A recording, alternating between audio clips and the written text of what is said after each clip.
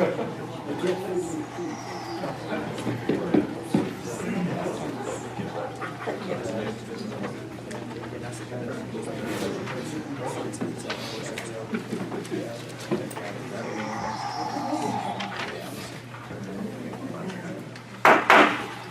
evening, ladies and gentlemen. Thank you for your attendance. Welcome to the October 25th, 2018 special meeting of the Trinity County Planning Commission. Agenda item number 2, public comment. Members of the public may address the Planning Commission concerning matters within their own jurisdiction or district which are not listed on tonight's agenda and request that the matter be agendized for a future meeting. No action may be taken on these matters at this meeting. Anyone who wants to address something concerning tonight's agenda, please come forward, state your name for the record. How's it going? All right, my name is Joseph Gaines. I'm from Lucky Vista Farms in Hayport, and it's great that we're allowed to cultivate cannabis. That's wonderful. But getting distribution is really important for our future business model. See, right now we're at the point where we're trapped dealing with brokers or buyers in the legal market that really can have a large amount of control over us and dictate the price. If we were able to have distribution, we could create our own brands, and as a community, that would help us bring money back, and it would help our farms survive in a very competitive industry. So micro 12 licenses and distribution would be really helpful. That's all I have. Thank you, Mr. Gaines.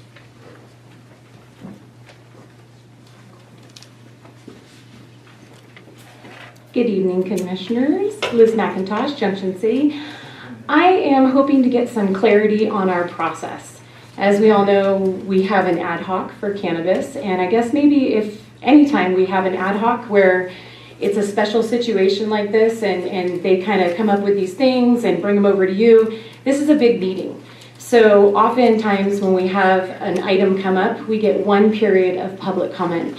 And because this is such an important thing and there's so many topics that really could take hours to try to get right, I'm really hoping that Chairman Horde, that you would clarify the process that you intend to take, and I would request that you might potentially take each item and allow for public comment on each item, and even potentially add one more item, a 6th item. I know this takes more of your time, and I appreciate your time and all that, and so if you would take one more item even and allow for just general recommendations, there's changes coming tonight that aren't in your purview or being asked of you to focus on.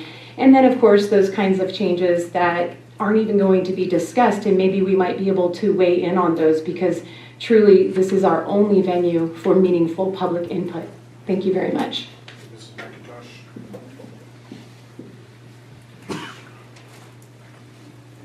Anyone else? That there's not, we will close public comment. Thank you for your comments. Moving on to agenda item number 3, minutes for October 11th, 2018.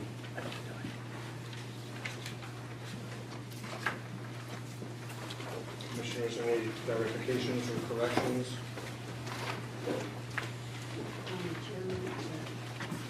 Commissioner, you pointed out that I misspelled Bella's name. So that's not that myself. So correct. Okay. Any other corrections? I'll make a motion to approve the minutes as amended. Second. Motion to approve minutes as amended. Those in favor of the motion presented? Aye. Aye. Motion carries unanimously. Old business, there's none. We will move on to new business. Agenda item number 4, amendment to section 43 of the zoning ordinance number 315, relative to cultivation of cannabis. Applicant, Trinity County. Evening. As you can see in the staff report, there's really specifically 5 items that are discussed in this amendment. What purpose is this is what's been proposed by ad hoc, and it's sent to you for better words input and discussion and general direction back to the board recommendations as to which way to head from here. So the ad hoc did want to hear input from the planning commission via the public process, and so that's why we're here tonight. Okay, I'll just briefly touch on the items from the reason that a lot of these are coming about really in two parts. One, there's been a change in policy as we've been moving along. Some things are more clearly defined that require a little alteration to our current rules that allow us to match what industry needs for what they're doing. And then the other is we've also had some requests for additions and subtractions, and some of these things in here are trying to address those requests for what is asked for. Just going through it, as I said, there's 5 main parts. First one is to increase the designated area, and that really comes down again to changes in rules. The rules are very much county oriented. Trinity likes to, or the ad hoc and the board have discussed earlier that they like to try to keep marijuana cultivation in more of a concentrated area rather than scattered out over a larger area. The state laws with canopy is pretty much go out and measure the plants and determine the canopy, where we have both the canopy and the designated area, and that designated area is an area in which you can work. But with the new state rules, it makes it tougher for cultivation. So there's a larger area that wants to be designated, and there's also there was a desire to be able to cultivate immature plants in this area, along with what you're already doing. So there's the ad hoc had made a determination moving the designated area from 200 to 250 feet to accommodate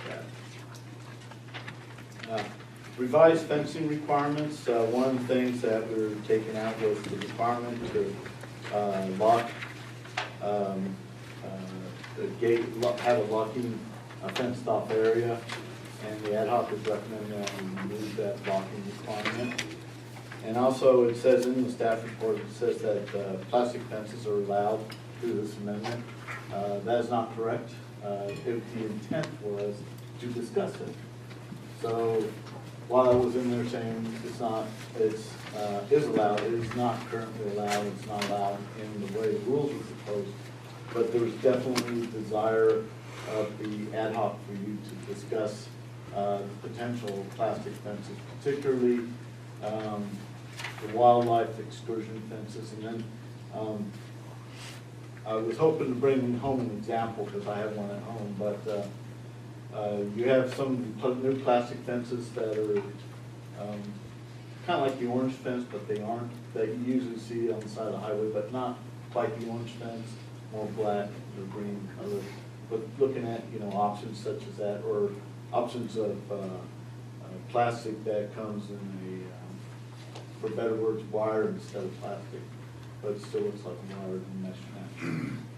Anyways, that's one request.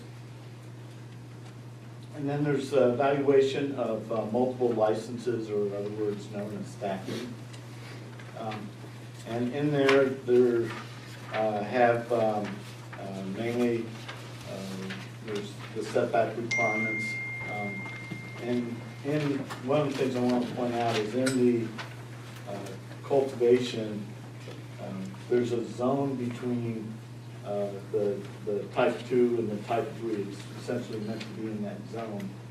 And instead of requiring a use permit, a director's use permit would be required for stacking. And the intent is that is to make sure that your neighbors are notified, and if there's any conflict or issues that arise, that we could either consider that being resolved by staff or possibly elevating to the planning commission. But it allows more of a community input than what the type 2 applicant does, or application does. But there's some setback requirements in there.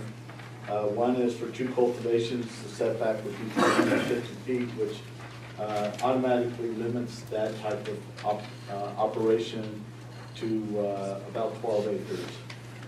And then there's 3 cultivation sites, which would be, require a setback of 400 feet from the property line. By the way, this is from the property line. And that would require about 15 acres or more. And then finally, 4 or more cultivation sites with setback of 500 feet, which would require about 22 to 23 acres. Also, there was a desire to revisit the dwelling requirements. Right now, we say that each premise, which could be a multiple continuous properties all together in one. Right now, there's required for a dwelling unit, but there are some in the stacking program that people would like to have a license here and then one across the street. And one of the things that the ad hoc wanted to do was allow for anything that was within a quarter mile of that dwelling unit, that person be allowed to essentially not have to build a house on the adjacent parcel, but allow for cultivation on that parcel. The dwelling unit is located within a quarter mile, and they own both parcels. And then finally, there was the option of some folks are opting out to go with security, and there was a desire for the ad hoc that you take a look at the potential of going to a higher level of security.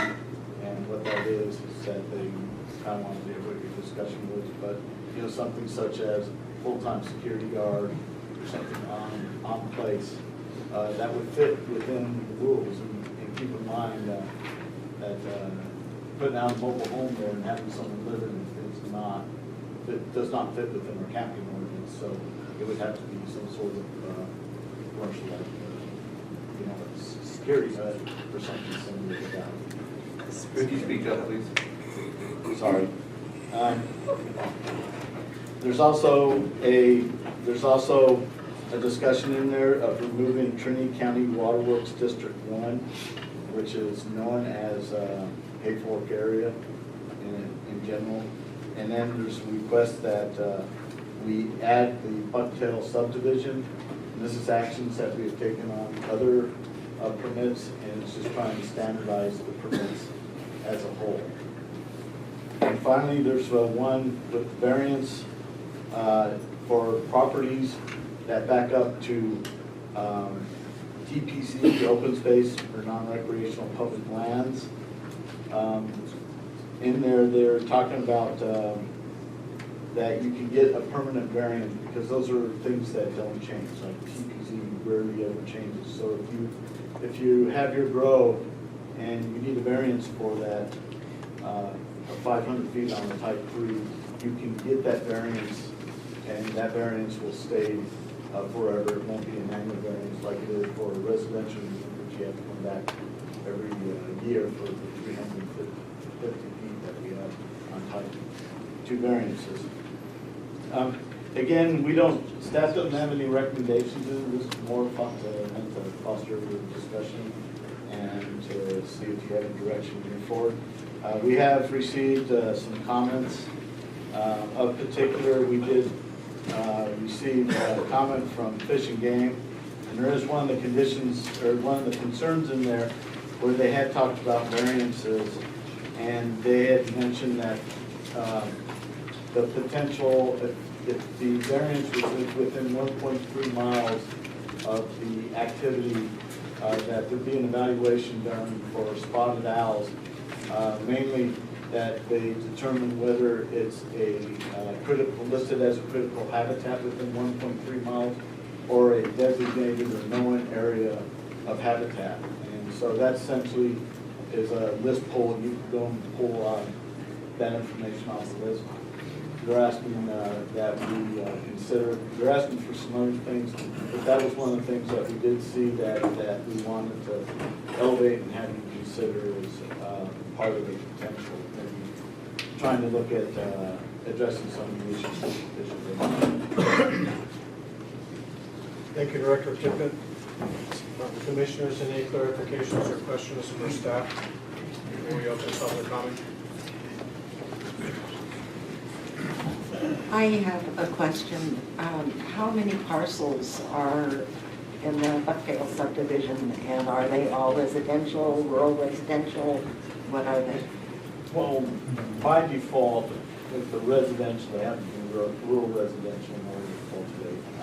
I believe they're residential, or rural residential, because it's a subdivision, they'll probably be rezoned at the time. I do not expect them to be unknown, because Buckdale's kind of one of the subdivisions. So just going on rural residential, if you've been in that area, it's pretty much all homes.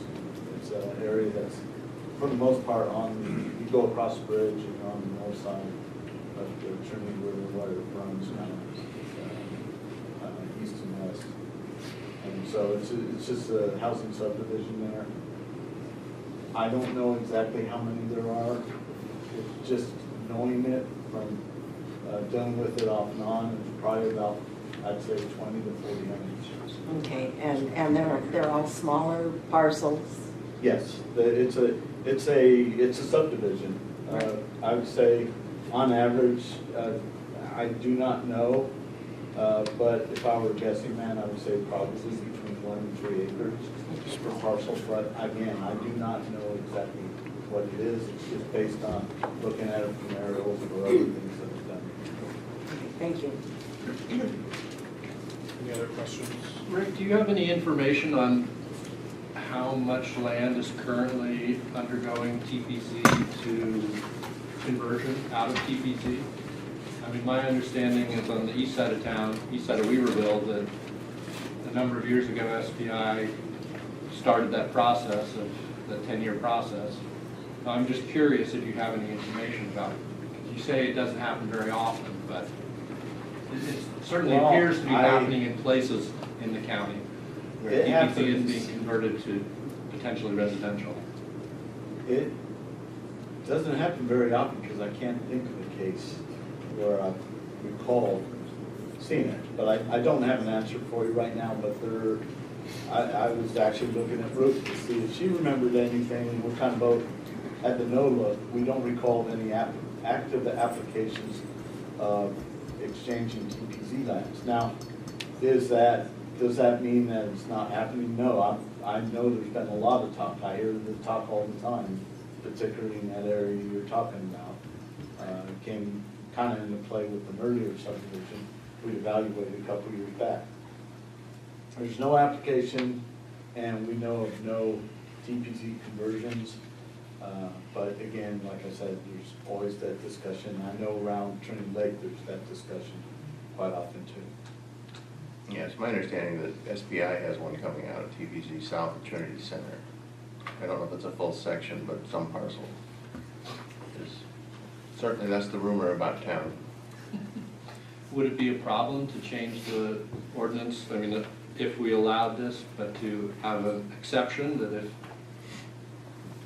if the land changes or the TPZ conversion process begins, that the lifetime variance would be Absolutely. rescinded, I guess? I mean, And you have it, there is a lot of leeway that we have. I don't see it as a problem. I'll look at the county council to see if they might have any issues. But I believe that is within the preview to place that condition on the project and future projects. Yeah, I think as a recommendation, anytime you're looking at changing the designation of land, the existing uses sometimes are an issue, but I think it's definitely a recommendation that you can make and that we may make a further legal review on if it's anticipated that it would move into the ordinance. I've got a couple. This appears to be a complete replacement for section 43. Is that true? This is not an amendment to the prior ordinance. This is a replacement ordinance in its entirety. So we won't trip over language from the old one. This is a whole new thing. Is that true? The ordinance that was provided to you, the staff report shows the revisions that were proposed as part of this. A whole new amendment would be here it is, and none of the changes would be identified. We actually are identifying the changes. Well, I appreciate your identifying the changes, but this looks like a report. For instance, well, there were actually 3 amendments to the original, not 2. And the third amendment's the one that added self-transport. And the paragraph numbers don't match, and language has been moved around. This looks like a new ordinance that adopts all the amendments from the past. And so, what I'm getting at is I don't want to be flipping back and forth to the old ordinance and see language that, you know, could apply in the new context, because in fact, it's mostly inventory. It looks like this is a whole replacement. My understanding is that the changes in the previously approved ordinances are supposed to be shown in here, and that this was the current living document, and it showed the changes that were proposed in this. I have not verified that, but that was my understanding of how this was proposed. Well, I'm just going to state, and council, is this appears to be a complete replacement, which is fine. I just want to know that's the context in which we're discussing. That's my understanding. It wasn't my understanding that the 2 code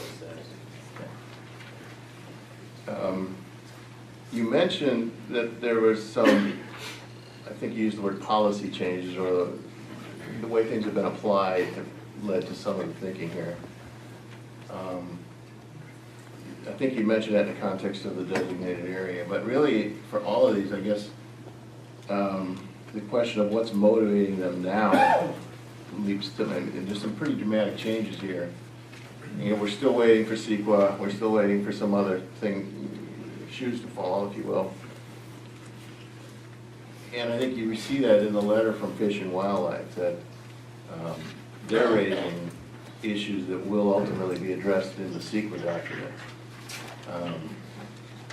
So I guess I'm raising, my question really is, what's motivating these dramatic changes, like stacking licenses and all that at this juncture?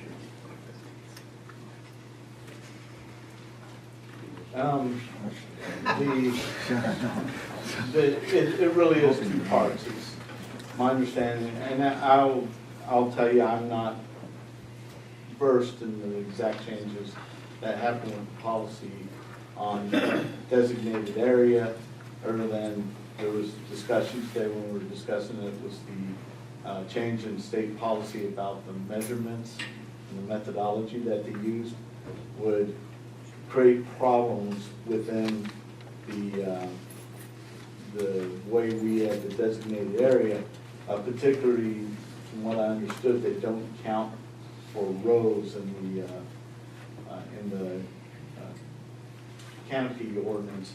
And so there's some folks that, you know, they want to allow it to spread out a little bit more to be able to adjust to that ordinance or that requirement from the state, and then to allow some flexibility also with the new starts, the kind of thing there. Now, as far as the rest of the ordinance, my understanding is most of these were brought forth by request from the community to consider certain aspects of it. There was both the request of, could you consider doing this, and the request of, could you consider restricting that? So it was a blend of those 2 to come up with this final policy. To follow up on your example of canopy, so the new definition of canopy, you think it's in red, it's a change, so this matches what we believe to be the current state definition. Is that your understanding? Yes, my understanding is the canopy is, we've always, the board has always kind of went to, we really want to try to follow the state on the canopy, but on designated area, again, it was a desire to keep cannabis cultivation consolidated into a particular area. So they said, well, we want you to have a designated area, which is slightly bigger, or not slightly bigger, but 200% more. Now they're asking to go to 250. Well, it actually goes beyond that. It's 250, and now they exclude all the post-harvest processing area out of that. So it's a double. It's the post-harvesting area, depending on the application. Some of it is, it's a large distribution or manufacturing requires a use permit. So that was part of that thought. Huh. Okay. It's interesting, I mean, I don't want to take too much more up front here, but if this is largely input from, shall we say, the industry, asking for some of these changes, that we've heard some changes requested time and time again from the other side, and those don't seem to be creeping in, so I'll bring some of that up. The first example would be no license transfers and opt-outs. We've heard that over and over again.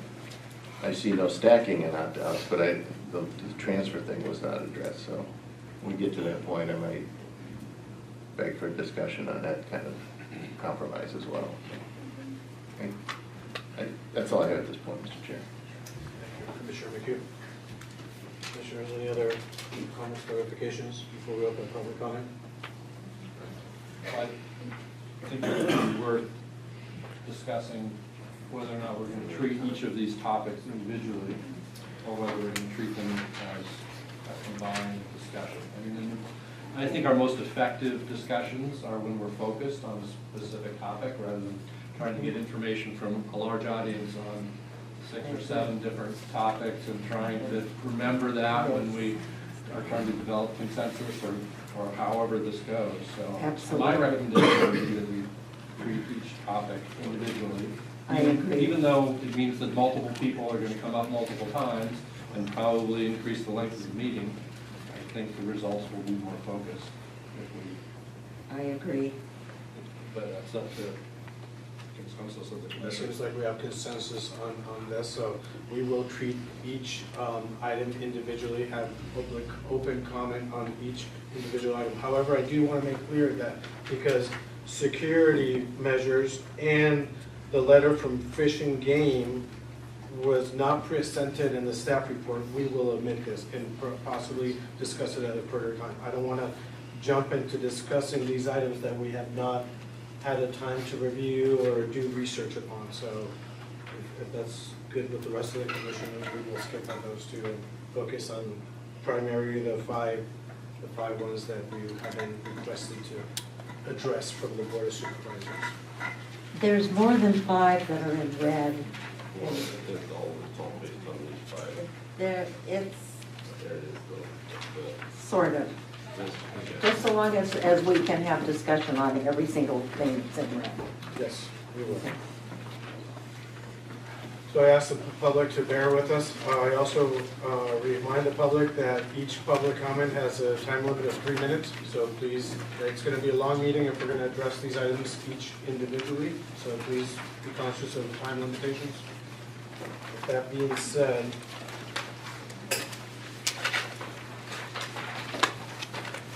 I guess the first item that is being requested from the board is to review the increase of designated area from 200 to 250%. So we will open public comment on this item alone. So if you have a comment, please come forward, state your name for the record, and again, be specific on each item, please. Good evening, Commissioners. John Brower from Junction City.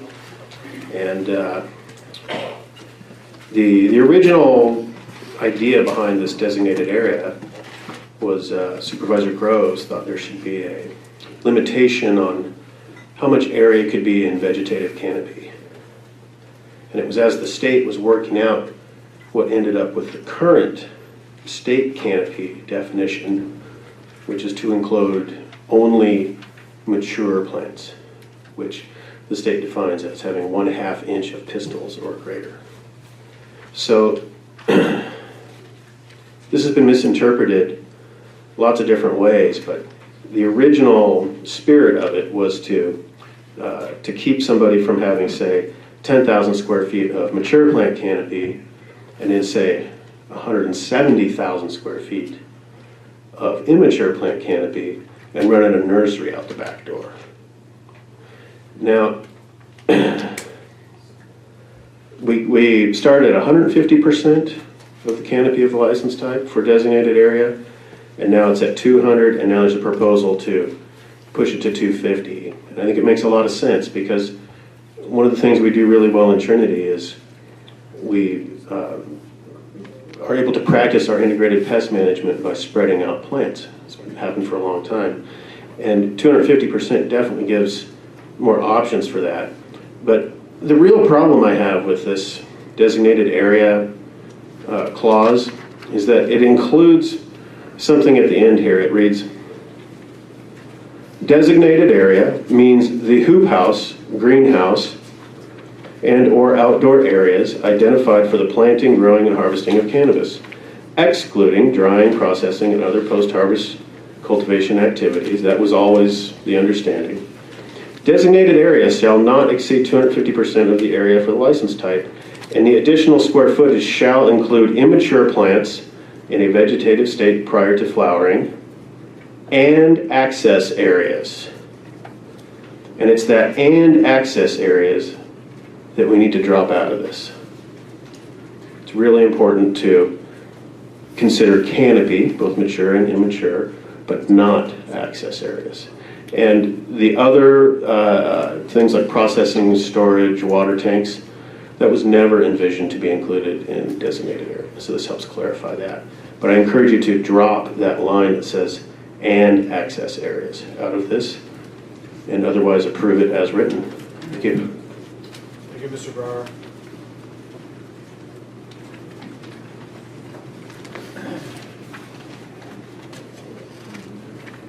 Good evening, Deidre Brower. On designated area, I agree with John that the access areas could be removed. There's also some conflicts in here. On page 10 of this draft ordinance, it under permit requirements C, it says any license resulting in combined cultivation area. We don't have a cultivation area defined, so if that means designated area, maybe you can put that there. And then under the definitions, FF for canopy, it does take the state definition. However, that includes designated area, which I believe is not the same as our designated area. So that's a little confusing there. And also indoor cultivation is left out of designated area. I'm not sure if that's intentional or not. Thank you. Thank you, Mr. Brower.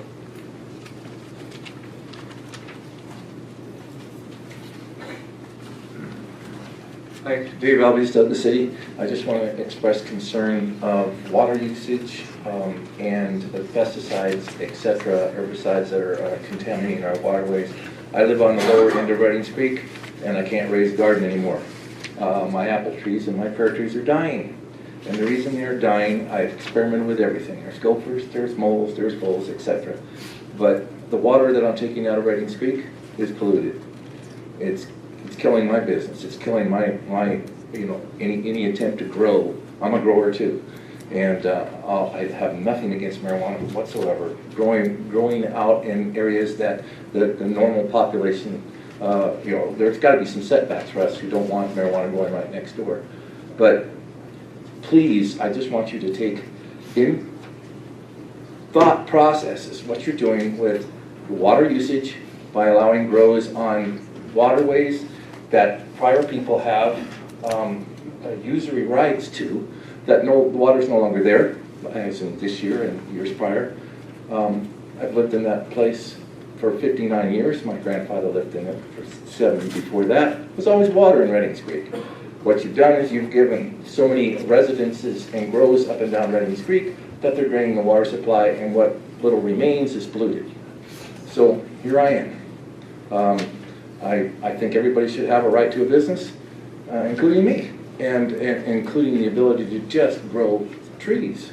And it's gotten that bad. I'm a master gardener. I'm not just saying this out of concern that I don't want marijuana grows, because I'm not anti-marijuana. I smoked it in college. I loved it back then. But the problem is that I'm not able to grow anything anymore. So before you start expanding everybody's capabilities up and down these waterways, please take into consideration those with prior water rights that no longer have the water and what they get. They can't even drink or grow with it. Thank you. Thank you, Mr. Alves.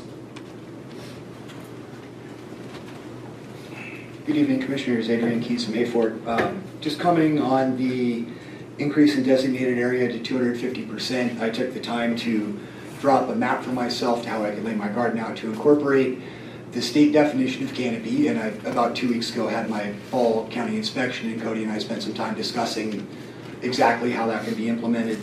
And with the 250%, it really only allows for a space about 5 feet around the parameter of the contained discrete cultivation or canopy area, which the state defines pretty explicitly. And I hadn't thought of what John had said about just discluding the aisleways, but my suggestion would just be to simply raise that to a reasonable level, maybe 400 times. I know that sounds a lot, it's under an acre. In the original ordinance, it was said that the planning director could use discretion concerning the size of the fence, so I would say maybe not if the fence goes straight up a hill. Trying to fence that in as an acre could be difficult for an inspector to measure, but say in flat ag land where you're trying to do field cropping and interplanting of other species, which in fact can improve water quality and reduce chemical usage dramatically, in fact. It would be nice just to see a larger area where I could actually get my full amount of canopy under the state definition. Thank you. Thank you, Mr. Pease.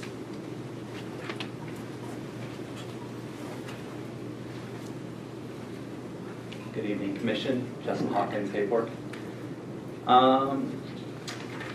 So I just wanted to make a note that designated area is a definition you don't see in the CDFA regulations. It's not there. It's just like a term kind of made up. And that's part of the reason why we keep having to revise it, because we're just making this up, even though I think a couple years ago we agreed to just sort of follow the state definitions, and there's a bunch of other definitions in the ordinance that do follow Section 8000 definitions for the state codes, and I don't know why we're not doing it for this, except the fact that this term doesn't exist outside of Trinity County. So maybe we're going about it the wrong way. We keep revising, it's almost like every amendment we kind of touch on designated area. So I'm not sure if that's within the purview of the commission, but it doesn't seem to be working too well. And I'll leave it at that for now. Thank you. Thank you, Mr. Hawkins. Good evening, I'm Dan Davidian from Hayfork.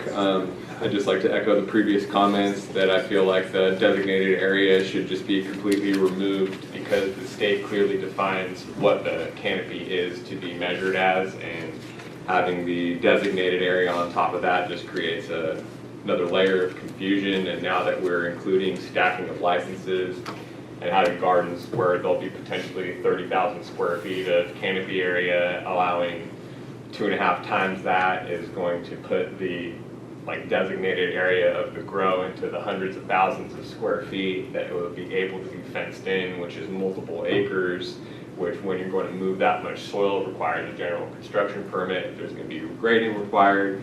So I feel like just going with whatever the state definition is on canopy in our ordinance is the direction that we should take, because this has been redone now 3 times.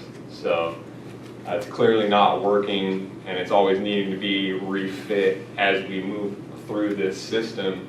So just having congruence with the state would just be ideal, as we're doing with all these other sections. And in doing that, we'll be able to put all these places in the correct land use areas for them to be conducted. Thank you. Thank you, Mr. Davidian. Liz McIntosh, Junction City. I agree with everybody else. I think this is antiquated at this point, and we need to get up to speed with what the state is doing. And at the very least, I would agree with John's comments about the access areas, and I'd also strike out it including immature plants, as it doesn't do that in the state. Thank you. Thank you, Mr. McIntosh.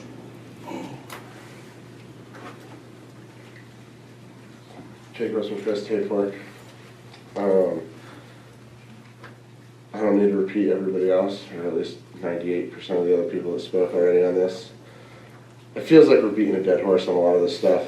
We don't need to reinvent the wheel. The state's laid it all out for us.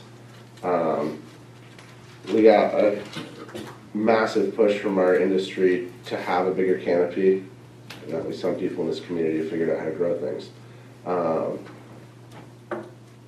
This is like working space. You know, this isn't people growing a ton more weed, more flowers, more smell, whatever. I also think that we should use some common sense when we're looking at this. 50% of the people involved in writing this came from a section of the county that's opted out, that's in a directly competing industry, doesn't deal with any of these restrictions. You know, we still haven't hit 500 people in this. So the people who are here fighting to survive and do this, that are like struggling to work in this emerging industry, let's make this workable, because we didn't write this ordinance. Nobody that actually grows cannabis for a living wrote this ordinance. So we have fought now for like 3 years to try to get this document to actually fit with what we do for a living. And we're still here. So let's look at what the state did, look at what growers are saying, and let's make this actually work so we can survive. Thank you. Thank you, Mr. Grossman.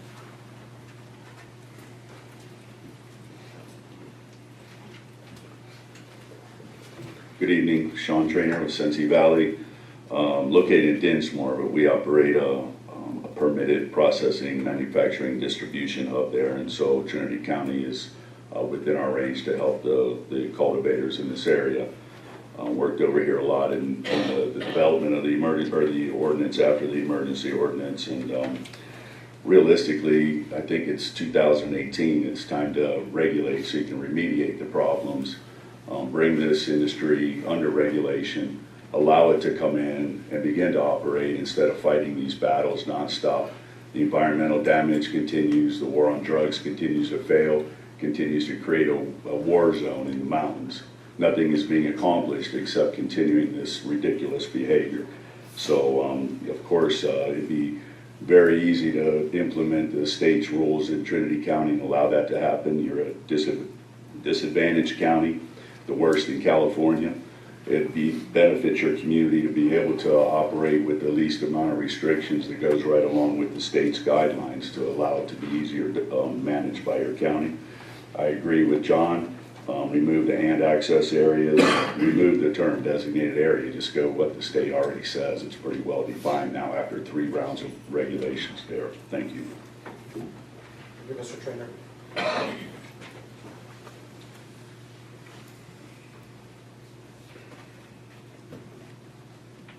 Good evening, Mr. Chair, members of the commission. Nothing really new on designated area. The county got out ahead of the state, we know that. Many of us are thankful for that, many of us are not. But we did have a county program before state regs came out. I understand how designated area made sense there. Now we have canopy, we have what the state water board deems disturbed area, and the tiers that we were familiar with the North Coast order are changed now and are now related to the size of the disturbed area. We have CAL FIRE regulations as regard to conversion. So it's not like somebody with a 10,000 square foot canopy is going to grow or is going to disturb 10 acres. We're still talking about fairly limited converted property that, if it's disturbed, requires bigger reporting requirements and more money to the state water board. I would love to see us get out of the designated area. I don't think it really serves a purpose. If we can't get out of it, then yes, I think 250 is a great idea, but really I think it would be better to just not bother with a unique definition only for the county that I really don't think serves us in any particular manner. Thank you. Thank you, Mr. Belanco. Anyone else? Being that there's not, we will close public comment on designated areas.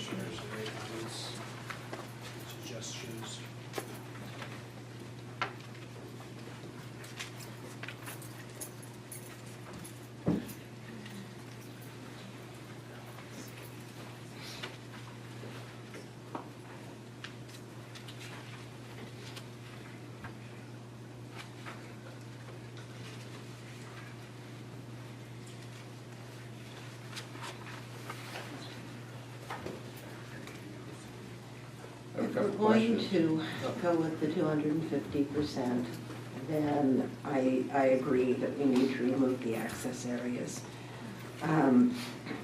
But I also feel like designated area really doesn't make a whole lot of sense. We went with designated area in the beginning. One of the arguments for it, as I recall, was that it made it easier to measure.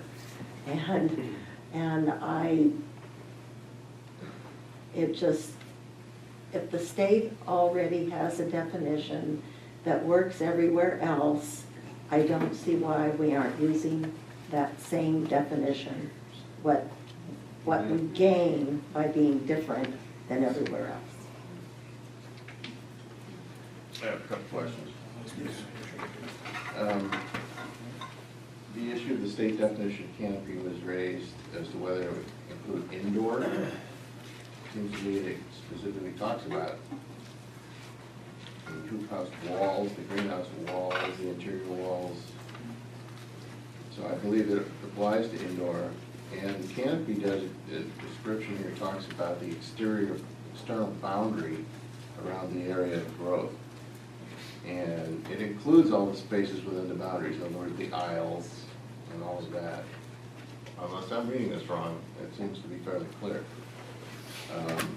I don't know if that's what is meant by eliminating access areas, but it seems that the canopy part does include the access to the plants in terms of aisles and so on.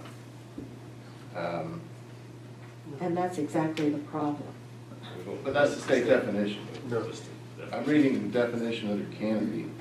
Is this not, this is my No. question earlier, is this the state definition? No, that is not the state definition, that's our definition. So Rick, can you relate this to what the state definition is then of canopy?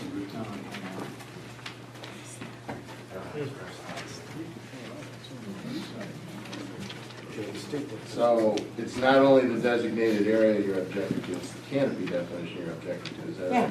Yeah, the canopy definition should be the state's definition of canopy. There is no designated area in the state's. I'm appreciating that, but so what is the definition of canopy? I could not quote it for you. I don't know if that, okay, it looks like there may be somebody in the audience that knows it. Most of us have been inspected by the state and have a canopy measure. And so I'm trying to find out if it's in the ordinance, what the term means. We can continue this to another meeting.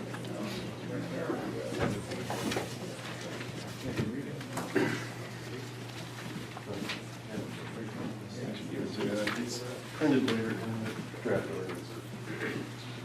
Which canopy definition? The county, the updated definition of canopy in the draft ordinance That's is what I'm reading. verbatim the state definition. And that's what I'm reading. And it does not include walkways or anything, it's only mature plant canopy. Is this paragraph FF under? Yes. Canopy shall be calculated in square feet and measured using clearly identifiable boundaries of all areas that will contain mature plants at any point in time, including all of the spaces within the boundaries.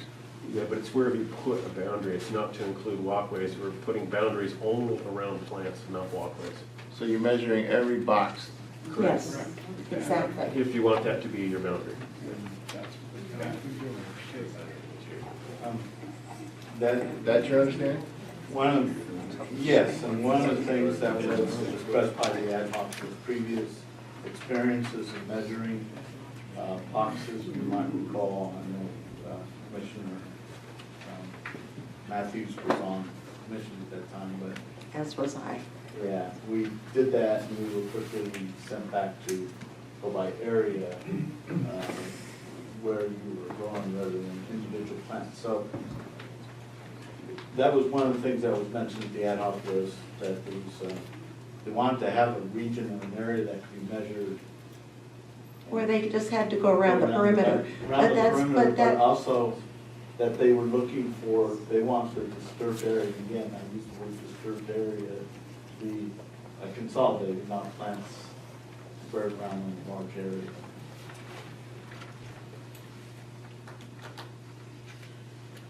Okay.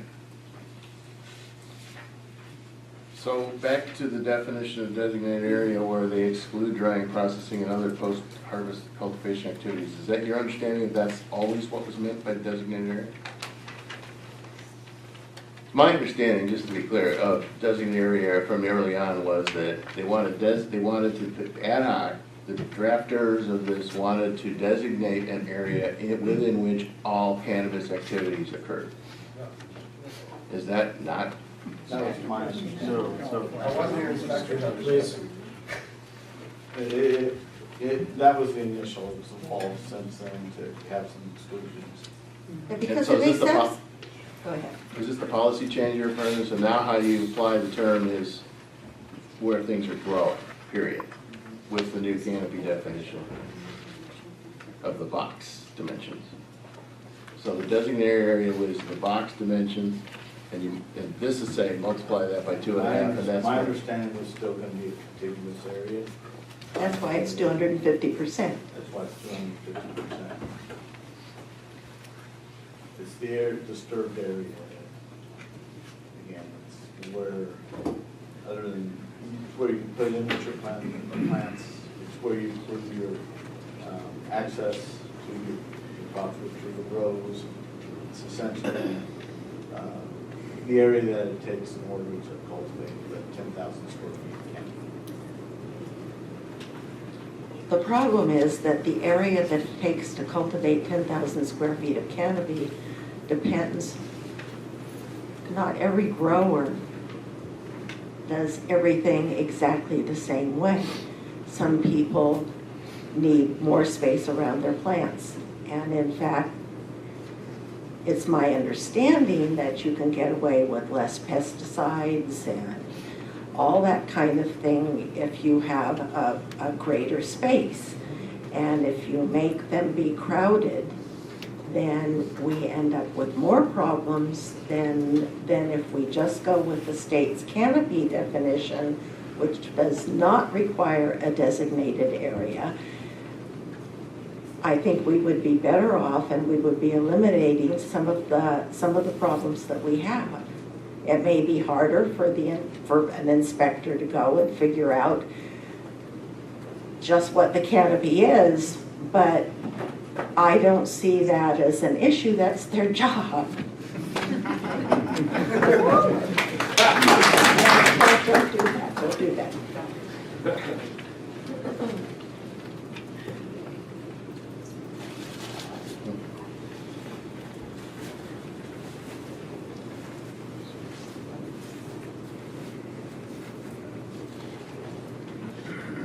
I guess that leaves me with the question of what is the purpose of the designated area? What problem or what issue was it addressing? If it was originally to contain all cannabis activity within a boundary, I understand that. If it's evolved to mean something, it's 250% times, it's 2.5 times the, let's call it now, canopy area. What goes on in that space? Immature plants, what else? My understanding still rests with initial.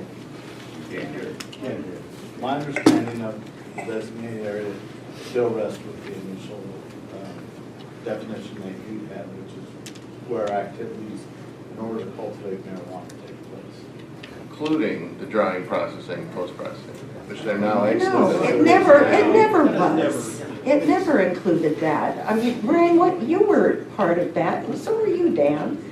And we went with designated area.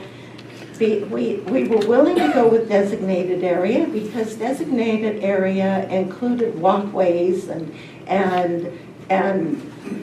enough space to get a wheelbarrow through and things like that. It did not include a drying shed or anything like that. Okay. Which is different though. Well, You understand? My understanding kind of goes more to Commissioner Stewart to where it eventually had migrated to. And I think part of that thought was the distribution and manufacturing items, if they were substantial size, would require a use permit. So it was kind of, it was always intended to be the area of cultivation. It was for cultivation. And also, a lot of the thought was that drying was going to take place inside, it's A separate building. separate building, yeah. Commissioners, I believe in the interest of time, we need to move forward. We either need to suggest to the Board of Supervisors to default to the state definition of canopy, or eliminate designated area altogether, or approve or disapprove the increase from 200 to 250. We can, yes, we can take some time and discuss fine points of definitions, but I think we need to move forward. Well, I would suggest that if it's this unclear what the intent is, then either it get deleted or they spell out what it means, because it's not clear. I mean, it's not clear to me, maybe I'm the dummy in the room, but we need to define, if we're going to use the term, they need to spell out specifically, it's not what I meant, it's not what I said earlier, okay, I accept that. And it's somewhere in between, it's the aisleways or it's not the aisleways. If they're going to use the term and put a number on it, like 250% or 400%, I think it needs to get spelled out, what their intent was. Do we need a motion, Joe? On the dropping of designated area, just like. Yeah, sure, go ahead. I would feel more secure in just doing away with designated area if we're tied into later on down the road and get to the fencing requirements. Because if people have to fence their area, do we need to define how big of a fence they build? Or can we let them fence in as much as they want to use and then use the state's guidelines for canopy? To me, anything inside their fence would be then disturbed area requiring that water resource board approval. So it's like we can tie some of this stuff together, delete some if we can at the same time.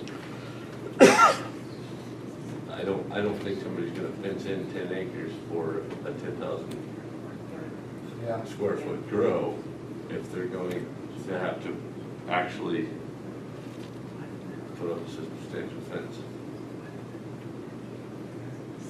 Which leads me to my question, do we need to make two?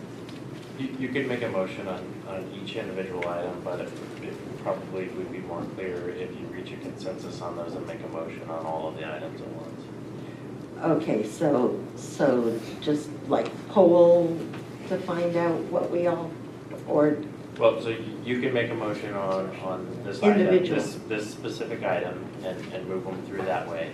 Or you can reach a consensus and then make a motion on all 5 items together, whichever is the council's pleasure. Does anybody object if I make a motion? Okay, I move that we eliminate designated area and go with the state's definition of canopy.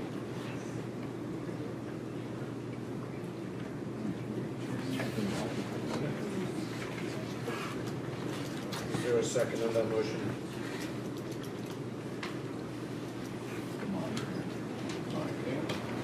Being that there is no second, the motion dies.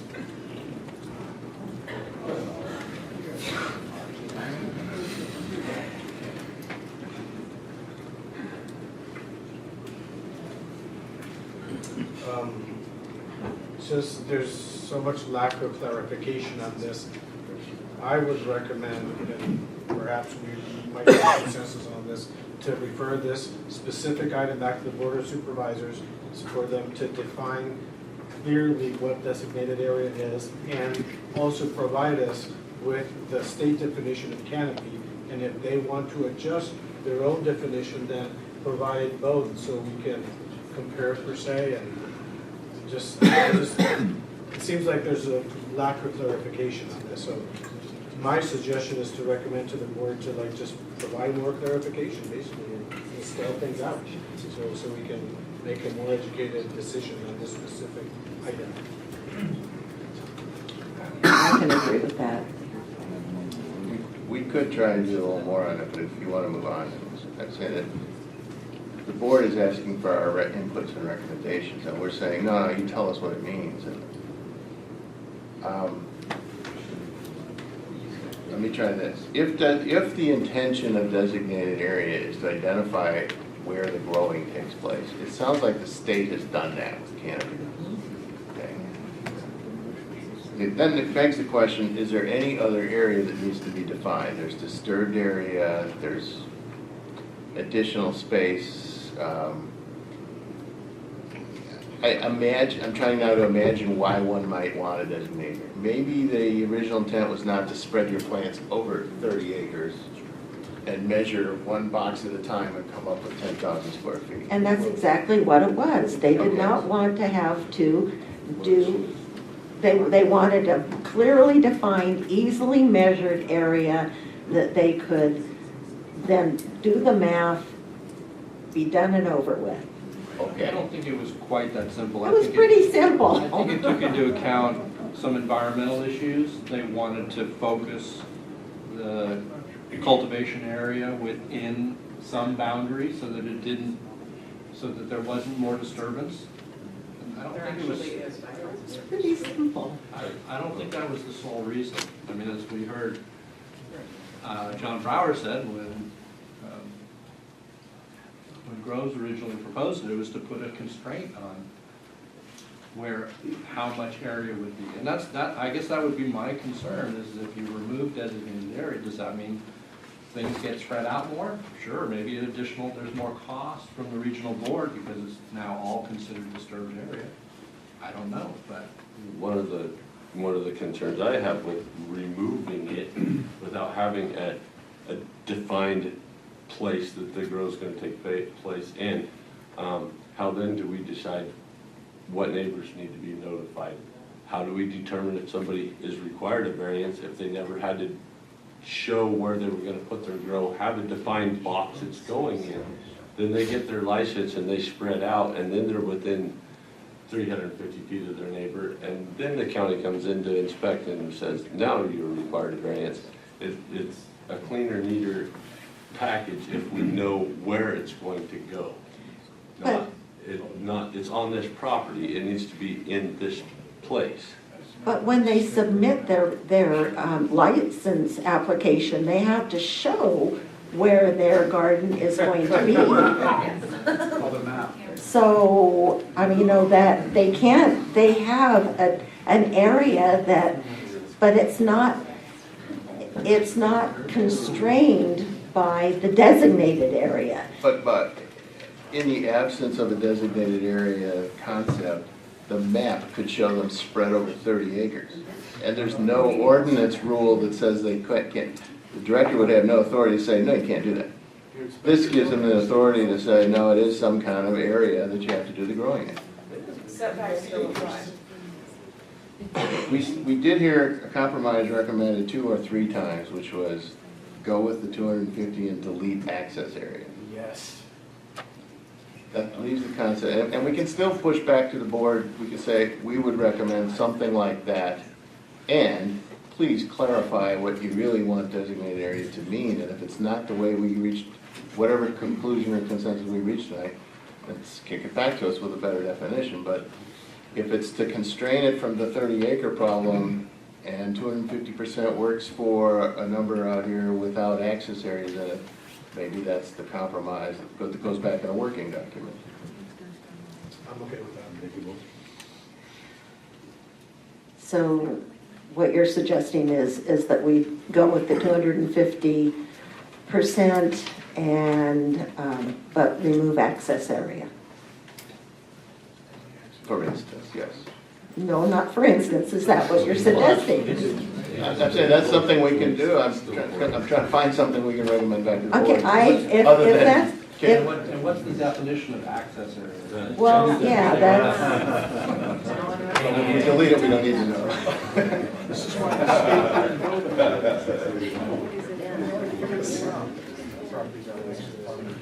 I mean, are you talking about all the space in between planting boxes? I think it's another one of those terms that could be all over the map and either gets defined or we would kick it out of there. I'm suggesting kick it out of there.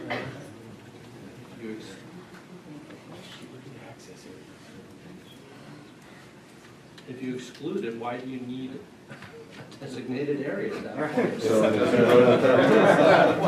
Okay, so then, I mean, yeah.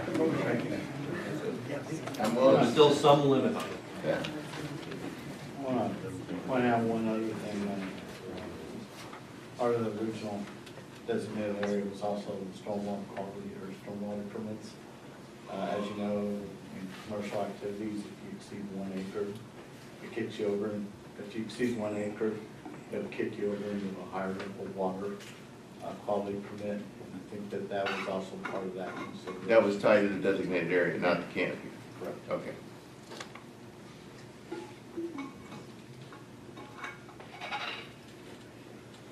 Have we found consensus? No. I would be okay with going with 250% without, just 250%.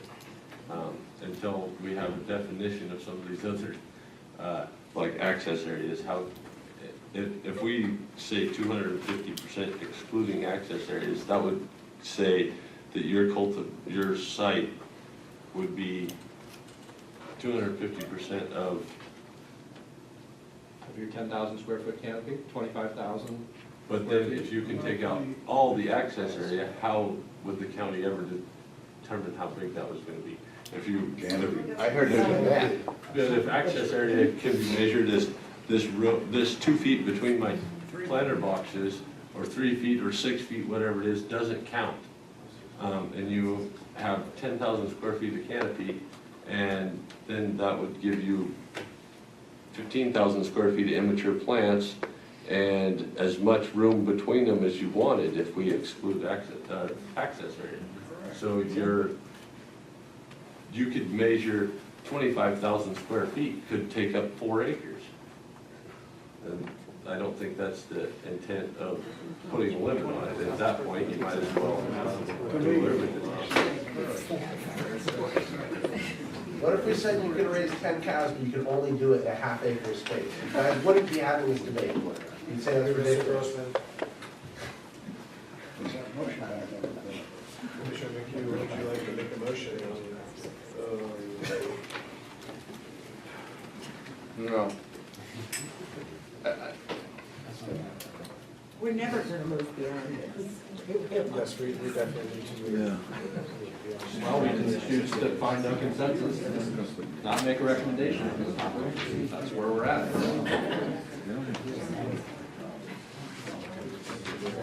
Part of the recommendation, you don't know what anything means that, with no definitions. It will go back to designated area. In a way, it's also, I would say it's excluded. But it's meant to be the area in which you're doing heavy activity to cultivate campus. And the original idea was to have it consolidated into a centralized location. And that was what really, I believe, the board was looking for and had been looking for over time, is to have essentially a area that you grow, not spread out over the whole property, or the property as a whole. Can you speak into the mic, please? The question is how do you define that? I agree with the goal. Now, if you say it's 10,000 square feet of canopy, and the magic number here is 250%, so it's, the designated area shall not exceed 25,000 square feet, of which 10,000 is canopy. How do you allow the rest of the 15,000 to be used? Do you have to put, it's a box, you have to put a fence around it? And how do you, and if you exclude the access areas, the 25,000 doesn't include the aisles. Canopy doesn't include the aisles, but the 25,000 doesn't either, right? That's if you excluded access areas, it would not. Yeah. So then you would be, there would be no limit to the size of 25,000 square feet. would be an undefinable space.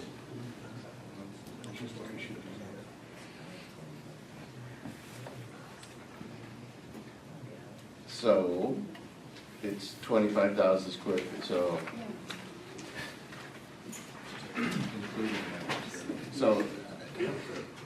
do we have consensus that it's a useful concept to limit the activities on the property to the cannabis area? The growing stuff, not the processing stuff. I would. So the concept sounds like it's useful. 10,000 square foot of canopy as defined by the state, and then you get another 15,000 square feet to use in the designated area. That canopy grow, that cannabis growing area. How do you put a box around it? That's the question. Well, and I, real quick, wanted to, I think, when you mentioned fences, I was thinking about what Commissioner Fraser did, and I went back and I looked at the, what was the requirements of the fence, and direct your attention, page 12, the last one, on E, cannabis grown outdoors shall be contained within a wildlife exclusion fence that fully encloses the designated area. I'm having trouble with the page number. Where's? Yeah, page number. Page 27. Ours are handwritten. 25. Sorry. 25? Yeah, at the bottom line. Page 25.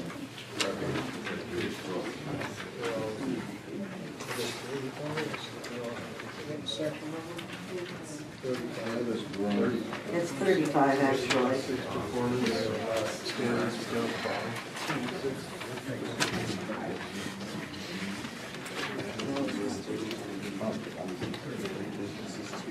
But does that say that the canopy area needs to be fenced in? The area you're using to measure canopy's got to be fenced in. Designated areas to be fenced in.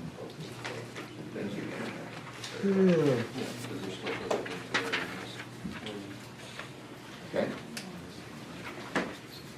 So it doesn't necessarily define the designated area and size, but it's again back to what I believe the intent was, which was to have a consolidated area of cultivation and maybe fence that consolidated area.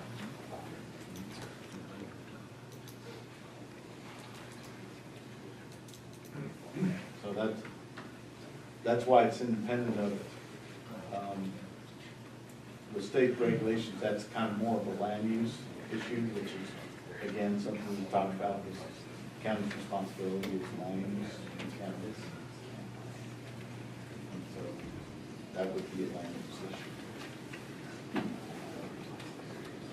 And so if this goes into effect, anybody renewing their license would then be allowed to use these new rules, right? And there could be a number of conflicts, I would think, with variants. I mean, we've had some very tight cultivation areas or designated areas on variances, and people who didn't need variances, if they have a bigger designated area or no designated area, it seems like there's going to be the potential for a lot of confusion and potential conflict with neighbors over expanded cultivation areas, etc. I would have to find the variance. I'm trying to remember, it was 350 feet. Was it set back from the canopy, or was it set back from the designated? I got it. Designated area. Designated area. Okay, then that is a, if it goes to 250 feet, then again, it's a 350 feet or 200%, thanks, long way. That's a decision that the cultivator has to make. So, they still need to fall within or keep the designated area out of the 350-foot variance requirement, or they can choose to get a variance and approach into that area. But yes, if the 250 feet can provide an opportunity for people to approach, and if they do begin to approach, they have to address that through the variance process. But again, there's nothing says that you have to go to that. You might have a grower that comes back and says, well, I still want it to be within 200 feet to stay out. Can't hear you. Commissioners, I don't mean to stress this, I know the importance of this specific topic. However, we do need to move forward. So either we reach a consensus, or someone makes a motion, or we recommend to the board of supervisors that due to the lack of clarification, we have no consensus on this specific topic. Throughout the access areas.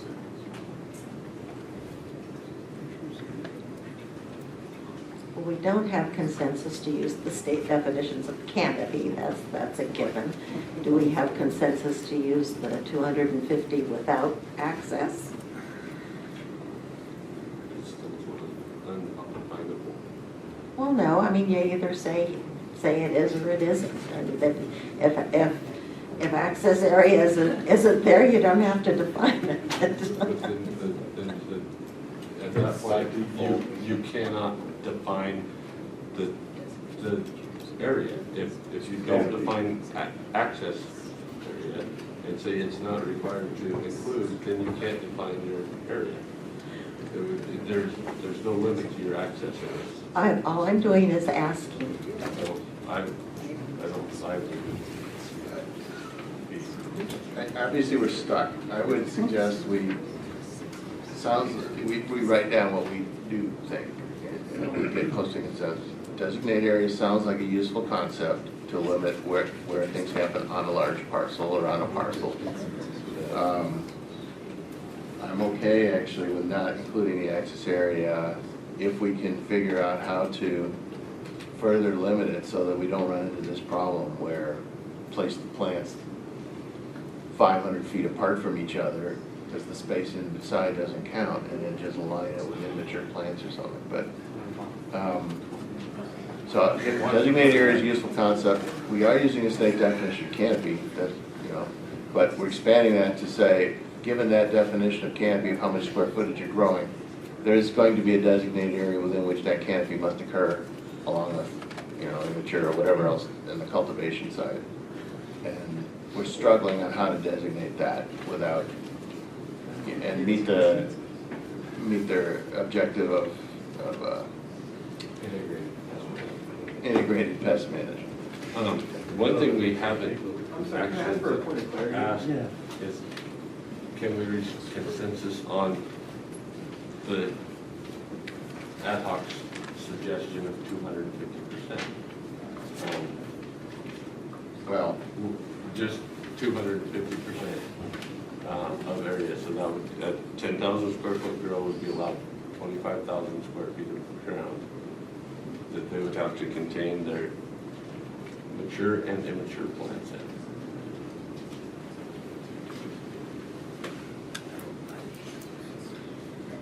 I mean, is that the right number? So 250 is all. No, I'm saying is 250% the right number? Is that what you're saying? I'm asking if, can we agree to that? 250%. 250%. I mean, it's already went up from 150 to 200%. Well, and it's based on input from the community to the ad hoc, right? They keep, and which is input, we've heard 400, we've heard unlimited. So it sounds like raising is appropriate. 250 seems like the next reasonable step. And what we're struggling with is how to define designated area. And I haven't set staff up to help come up with brainstorm and find a way to define that. It sort of meets the condition. We're trying to not turn 10,000 square feet of canopy into 30 acres. Would you allow a license for that? Take a field trip. How do you teach? As I've tried to point out, we're looking for the area where you have trees and grass, and how much area is getting disturbed. I think we're beating around the bush with the concept. We can't get the right wording. What is the point of the definition H in designated area then? If you know what I'm saying? I'm just curious. That's what we've been talking about. You know, because, well, it says, you guys are saying it's not defined, and it says here specifically that it says what that is to include with relation to the cultivation, so I'm just asking for clarity. We're all seeking clarity, Mr. Derudian, thank you. Yeah, I just don't get it. It's obviously defined. No more comments from the public, please.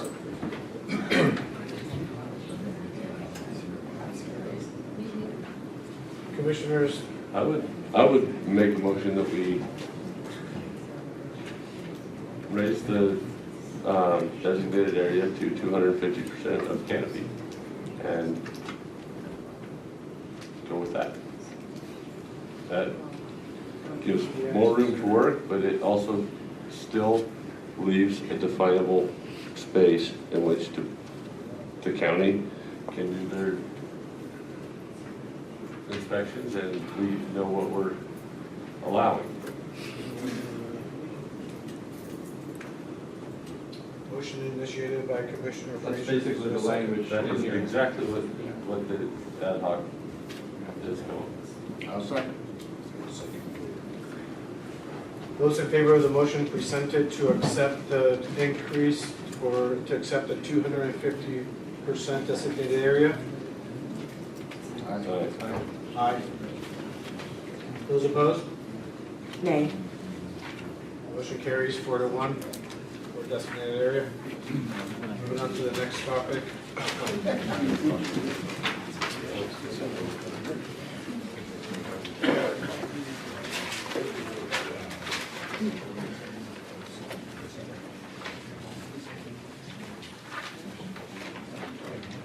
Next topic is revising the fencing requirements.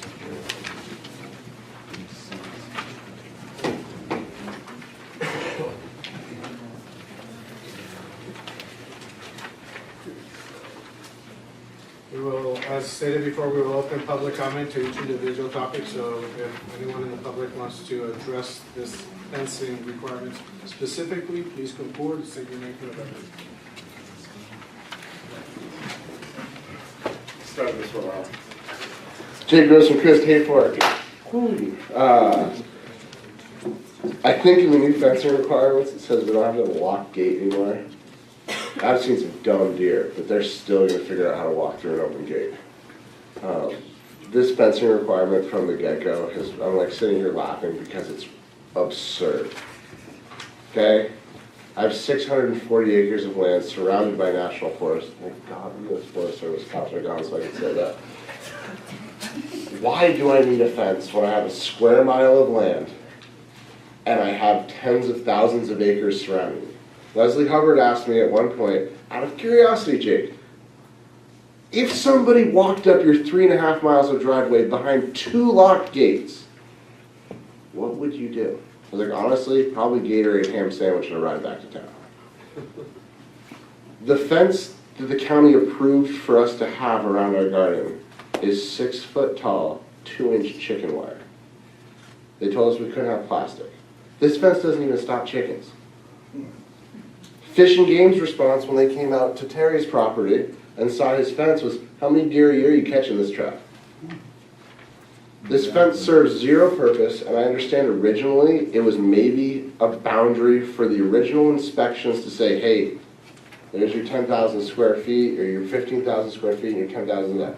Well, you no longer have to do that. Now the county, I'm hearing different things now, but according to the 3 inspections we had on that property this year, the county allows you to fence off your general area. And then inside that, you clearly have, we use greenhouses, clearly they're inside the greenhouse, and then clearly our canopy is marked because we have to follow the state's definition, regardless of what the county says. We still have to abide by the state law too. So this fence at this point purely serves as a purpose for maybe deer to get caught in and to get in the way of me turning a trailer around. It isn't going to stop anybody from walking. My twins are going to be a year old in 2 days, and they could crawl through this fence. This fence thing is insane, ridiculous. Some of us have put up an ungodly amount of ridiculous fence that literally before inspections we have to go prop up because it's so flimsy that it falls down. Nobody in Fish and Game supports it. When they've inspected us, when they've been on our properties with state stuff, the state goes, what's this for? When Cal Fire just came for a 3-acre conversion inspection, he's walking around and goes, why the hell do you have this fence? I said, it's a county requirement. He goes, for what? I said, cannabis. He goes, to keep it in? And Dan Dressinghouse is not the joking type. I don't know if you guys are familiar with it. So if we could just like move past the fences, maybe if you have neighbors, kids in the neighborhood, maybe you need a fence. I don't have that scenario, but let's just please, like, no fences, move on to the next topic, so I'm going back. Thank you, Mr. Grossman. Thank you. Terry Mines, Junction City. Dwayne Little did ask me exactly what Jake's saying. Leslie Hubbard was there. I've caught a lot of deer with this. Probably get in big trouble by these guys for doing that. Okay, it's not the idea. We don't need a fence here, people. If you need a fence to exclude people from seeing your stuff, that's understandable, but I have designated area, very interesting question. It was 10,000 feet when I started. It was raised to 15,000 feet after I had already put my 10,000-foot fence in. Okay? You guys can keep doing this, but this is an absolute joke. You need to focus on what needs to be done here. Fences need to be completely removed. It's an absolute joke. It costs us all a lot of money. We're all in a serious financial hardship here. We don't need any more obstruction or obstacles. These are obstructions and these are obstacles. Get them out of the way. Thank you, Mr. Lyons. Adrian Keyes, Safe Work. Just a quick one, assuming that we still have to use fences in the future, is please do not allow the type of material known as bird netting or deer netting. It's a small mesh. Snakes will get tangled right up in it, quail, red-winged blackbirds, dragonflies, you have squirrels, everybody gets killed in that stuff. So just make sure, I think it would probably be the gauge of the space, like at least a 2x4-inch spacing between the mesh so that critters can get in and out, because otherwise it's no fun at all. Thank you. Actually, I was specifically mentioned that that wouldn't be allowed. I called it a button fence because it's not button. Any other comments regarding fencing?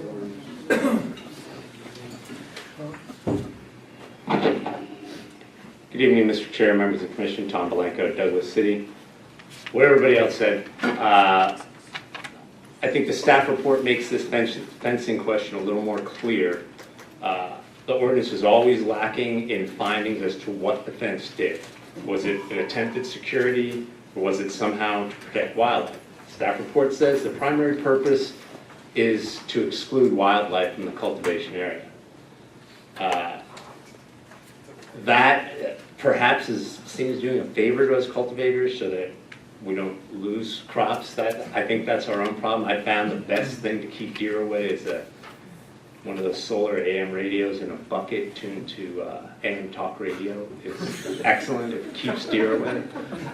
Better than a fence. Fencing is not the friend of wildlife in any situation. Cannabis is not toxic to wildlife. It potentially can cause nitrate toxicity, I know that. But so too can alfalfa and clover and other things that don't require fences. Rhododendron and hydrangeas are toxic to deer, and we don't require those to be fenced. There's no purpose served by this fencing. Jackrabbits are in season all the time. So other than those two, I don't know who would be kept out from a fence. So I understand the need for delineating canopy area, and there are ways to do that that isn't a wildlife exclusionary fence. So like designated area, I don't think this serves a purpose. If it had one, there's not a finding that supports protecting wildlife from us, not in this manner. I think I can speak for every licensed cultivator in Trinity County on this subject. We are against the indiscriminate use of rodenticides. None of us do it. None of us think it's a good idea. So we don't have to worry about wildlife getting in and eating rodenticides in our gardens. We don't use it. State wouldn't let us even if we did. Thank you. Thank you, Mr. Belanco. Anyone else? Being that there's not, we will close public comment on fencing. Somebody will. Oh, Mr. Hawkins, please. Sorry, I'm trying to be polite. And he wants a fence. Good evening, Commission. Justin Hawkins, Hayport.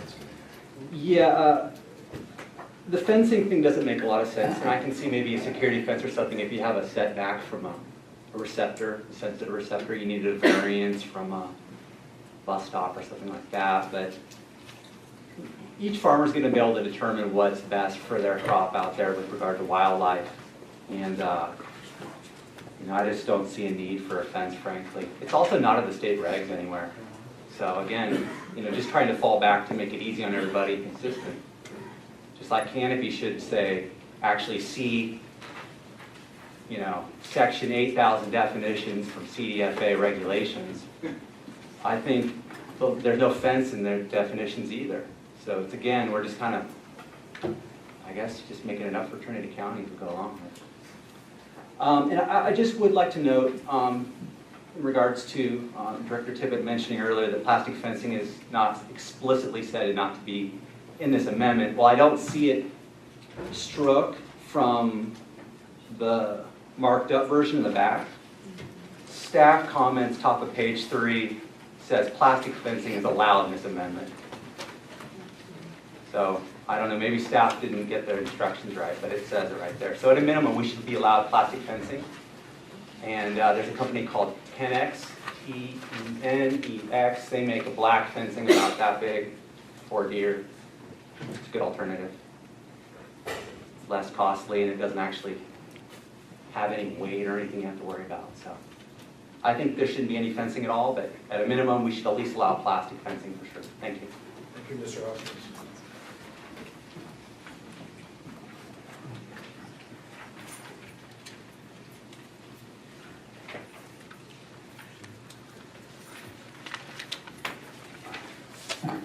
Rory Sherry Marion, Hayfork.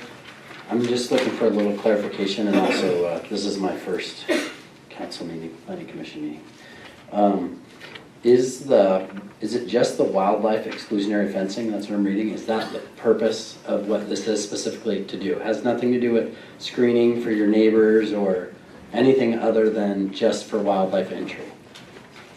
So I think that, just my personal opinion is that I'm sure that it's more political because certain people do, if they're in town or around, want a fence up so they don't have to see it.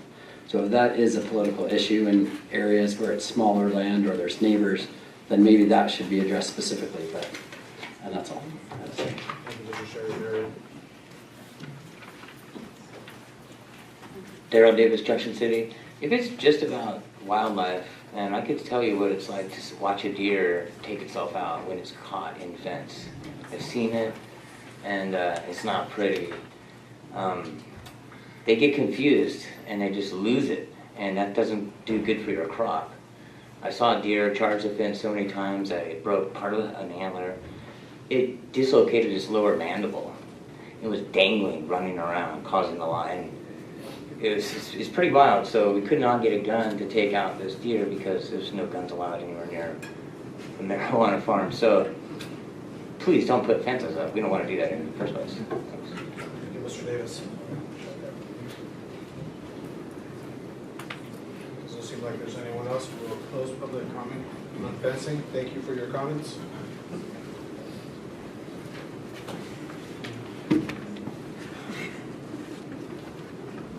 It's another tough one of definitions. I mean, there's definitely small parcels in small rural residential areas where people expect security, fences to provide security, visual screening, and exclude animals. I think that was the intent from the very beginning. It was not just wildlife exclusionary fencing. The thing I remember from the very beginning is it was security fencing. It started out as security fencing. It's the same reason that in this ordinance it still says that an indoor grow must be contained in a locked building. It used to say that your grow had to be contained in a locked fence. I don't know when it became This wildlife ordinance is where they are only striking the words locked.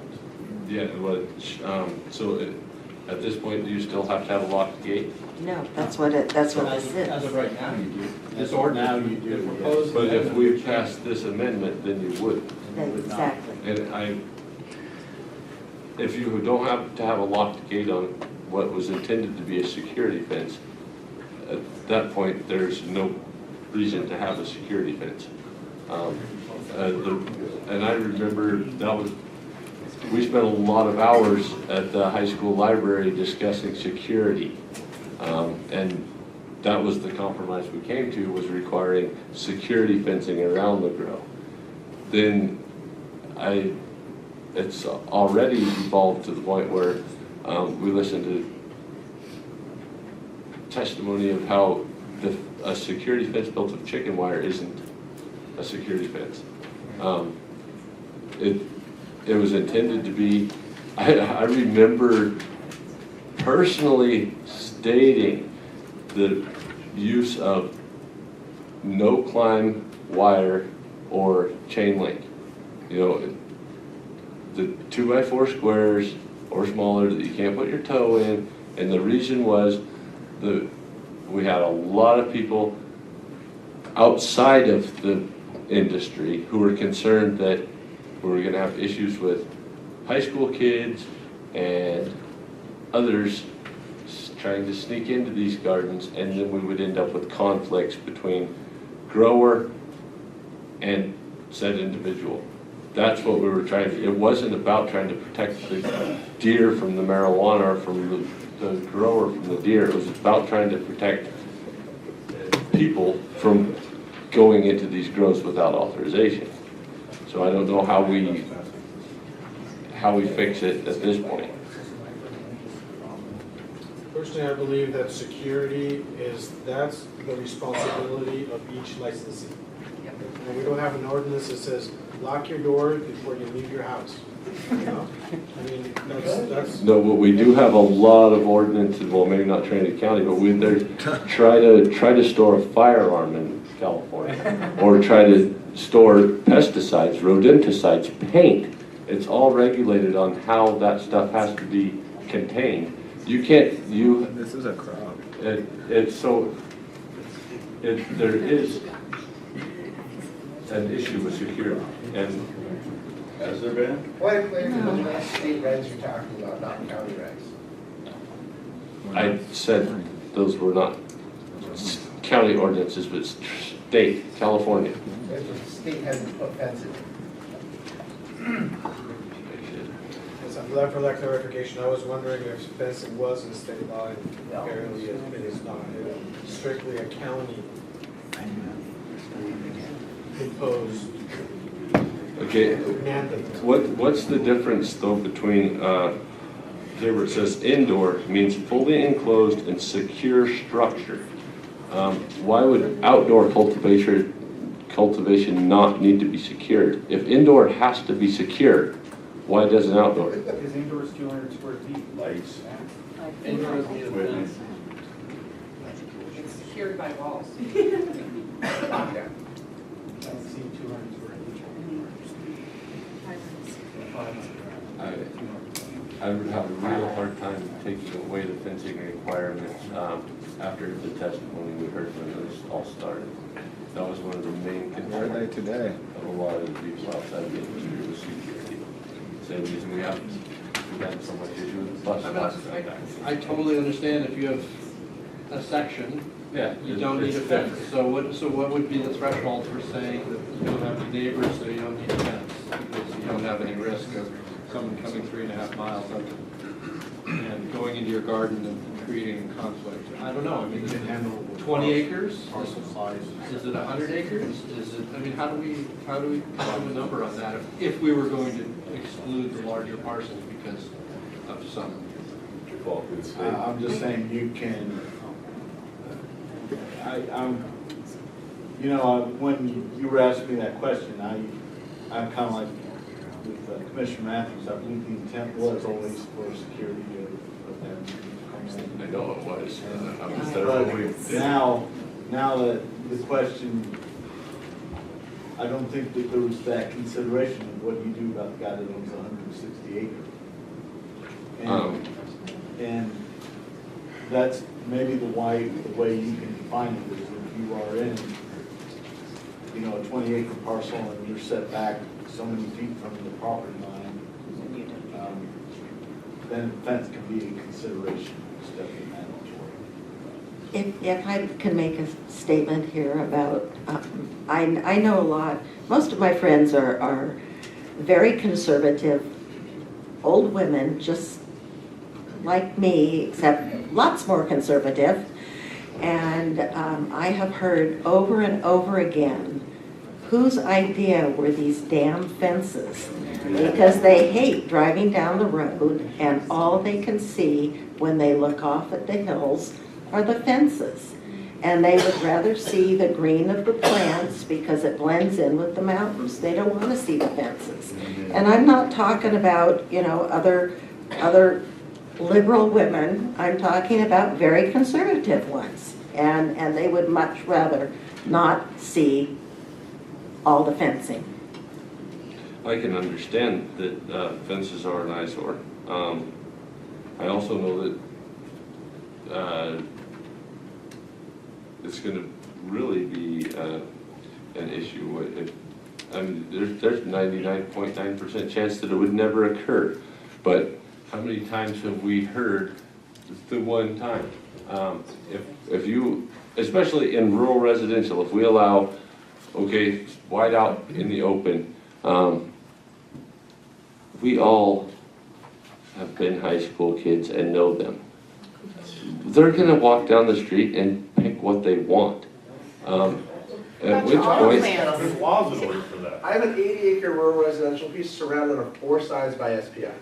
Fences keep out. okay, I'm not engaged in conversation with the public. I'm talking to Us. commissioners and maybe staff. Coach, please. So my concern still is with security, and I don't, we read, I don't know how many of us all read the thing that the Fish and Game that raised concern was with wildlife and not allowing plastic. I don't see where, my question is, how did it become wildlife exclusionary fencing when it started out as security fencing? I have no by idea. removing the locks. They're still there. Then it becomes. But we're talking about right now, before this amendment. I mean, and how did chicken wire meet the requirements? I mean, that's absurd on the face of it. I mean, testimony that that's the fencing they have installed and it falls down by their 1-year-old twins running into it. That is not what, Security. that is not security fencing. That's not what the ordinance is. So, I mean, I don't know how that happened, but there's something really wrong with the system if we've gotten to that point. I would, another just argument against the fencing.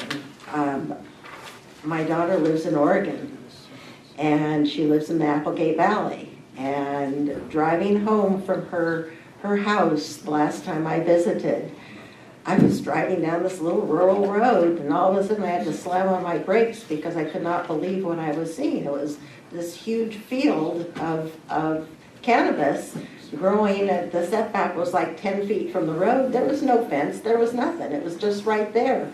And nobody was concerned in Oregon. So I don't know why we're so concerned here.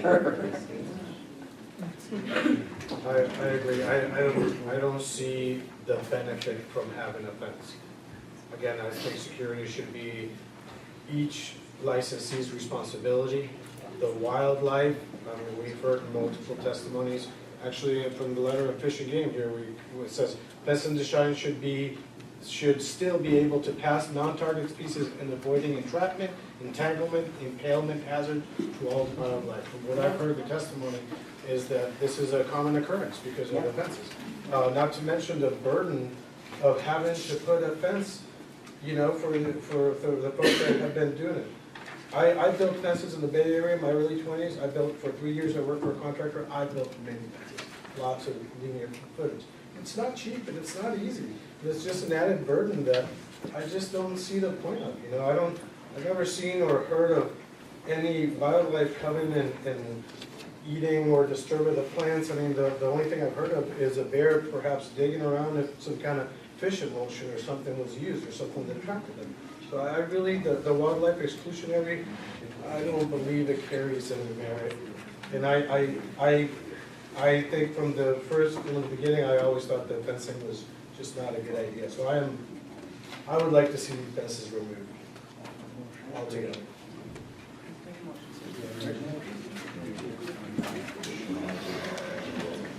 I would point out that the original permanent ordinance called it wildlife exclusionary fencing.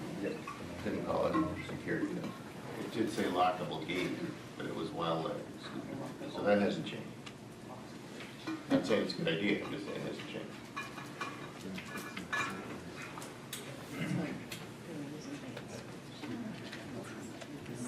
Any further comments, commissioners? Someone want to make a motion?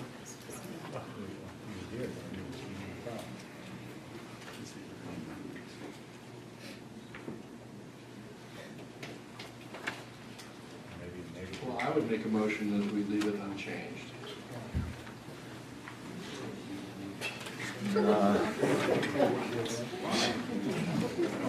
Except that we ask staff to actually require fences that are durable and will not trap animals. Which is impossible. I would second it. There's a motion to go and change on the definition of requirements of fences. There's a second. Any further comments, commissioners? Does that mean as presented here, i.e. no lockable gate? No, as exists right now with law. As is, so not accepting this change. Yes.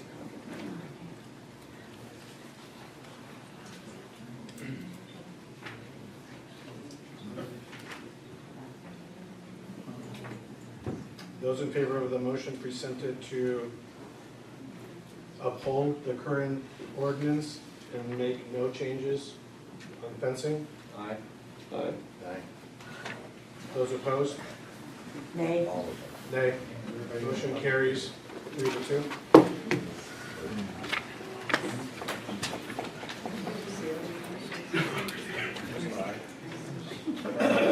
Commissioners, myself.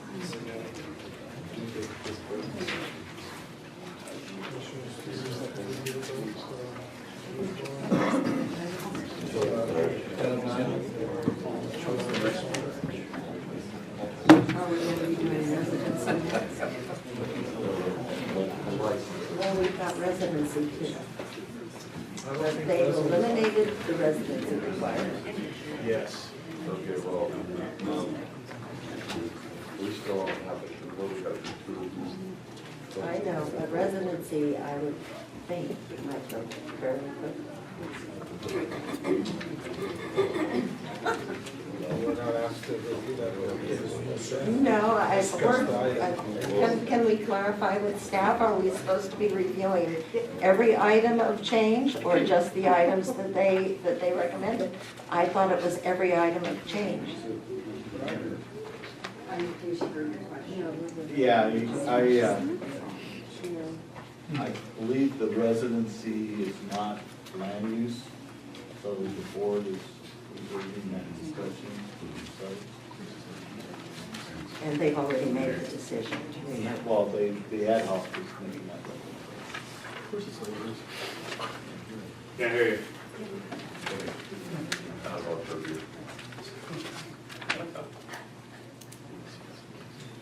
That is my quick understanding. We can't hear you. I can understand that. I mean, again, I have, yeah, you could ask them to have you guys consider it, and I can bring that back to the ad hoc if so desired. We discussed residency in the original urgency. Yeah. Well, we did discuss it, whether, But I would- it's not mansplaining to me. I'd give you an example, like for instance, fees.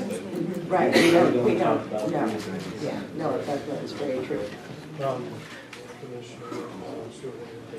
Okay. In the interest of time, or actually in the interest of all of us, we're going to take a quick 10-minute recess.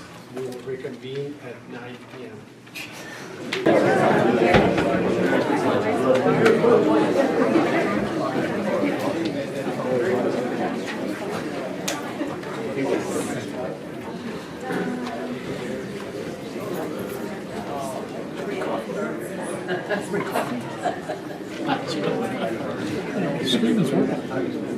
Streaming is working. I hope everyone enjoyed their Not to a public site, but it's technology. back in session. We are tackling our next item, which is multiple licenses. That should be quick.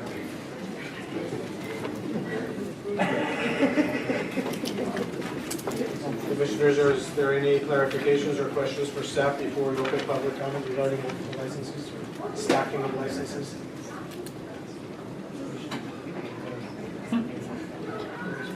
Being that there's not, we will open public comment. Please come forward, say your name for the record. Dan Davidian from Hayfork. I think that the fact that the stacking of licenses isn't clearly defined on what type of land it can be done on is something that needs to be noted.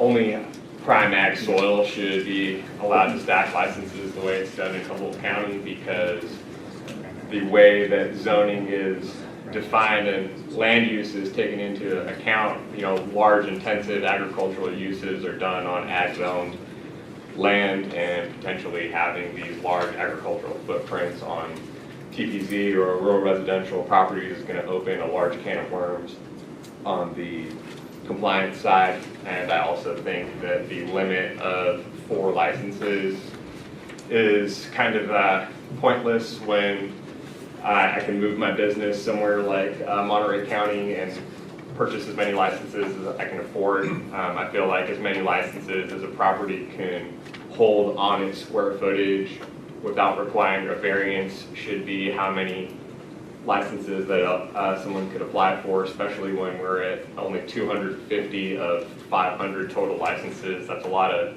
canopy left over to collect revenue from, basically, for the county. And I also feel that the license setbacks for stacking from going from 35 to 350 is not really relative to what the land use ends up being. Like if you double your cultivation space, multiplying the setback by a factor of 10, I don't feel like that's relative, and I feel like it would put out a lot of people from even adding on a small cottage license, which could provide more jobs and again raise revenue for the county, which is something we drastically need at this time when things like the Measure J bond are having to be voted on for the school to be rebuilt. I feel like cannabis can deliver a lot of surplus funds to our impoverished county to be a lot more self-sufficient, and I feel like stacking licenses is one way that we can raise that revenue. Thanks. Thank you, Mr. Dorian.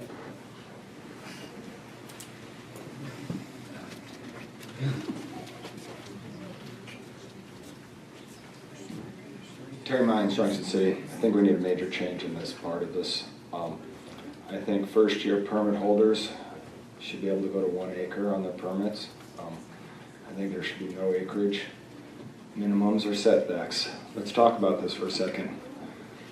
What are we doing here? We're growing an agricultural crop. Okay, what's the setbacks on wineries on their crop right now? That's where the setback should be on our crop. It should be treated exactly the same as a competing crop in our community. We're trying to get this off the ground. This is the financial ability of this community. It's our only economic hope. Last 30 years, this county's been living on illegal drug money, cannabis. Well, we've got an honest chance here to bring this into the regulated market. These are the people that have come here and committed to this. They need help. We all need help. Okay, stacking is a must, but we don't want to do it the way he's talking about, really, because it's going to cost too much. You're gonna pay multiple permits, multiple things. A person that goes to 1 acre has to do a CEQA on their own. That is the environmental protection that this whole thing was brought into this room for. Was we're gonna come in and regulate an industry and make it environmentally safe. That's what the CEQA documents are for. So this is all gonna get confusing of this. We need to make this expandable, but in a way that it works for the regulated farmers that came and committed to this originally. Thank you. Mr. Morris. Chief Grossman, Chris Hayford. 3 minutes really isn't enough to talk about this topic since we've been talking about it for 3 years. But to sum it up the best I can, some of us stepped into the light 3 years ago, or whatever you want to call it, stepped into the circus, whatever, to get licensed. My wife and I were super upfront and honest. The first meeting that I went to with this county at TPAC, walked up and introduced ourselves to Keith and Judy. Never met them before in my life, never seen them, had no idea who they were. And said, listen, we have a large parcel. We have 33,000 square feet of garden. We are a medical collective. We do trade shows. We are as legal and active as we possibly can be. We want to be part of this licensing program because we believe the future of cannabis and of cannabis in this community is licensed. Could have been wrong about some of those points for the last 3 years. The response was, yes, you guys are the people we need. Get into this program. You guys far outside of town on a large parcel, you're a young couple, you guys seem to be doing it right, you want to get involved in the program, do it. Get involved now, and you will be able to expand legally later. Do you guys have any idea, even if you were just to forget about the taxes, the fees, all the implementations of regulations, do you have any idea how much money I have not made in the last 3 years by being licensed with Trinity County? Right. I cut down to 1/3 of my garden size. That implemented all of this craziness, as we're seeing with the fences. The whole room just told you they're ridiculous, but somehow we still have them. Okay? We're talking about Monterey.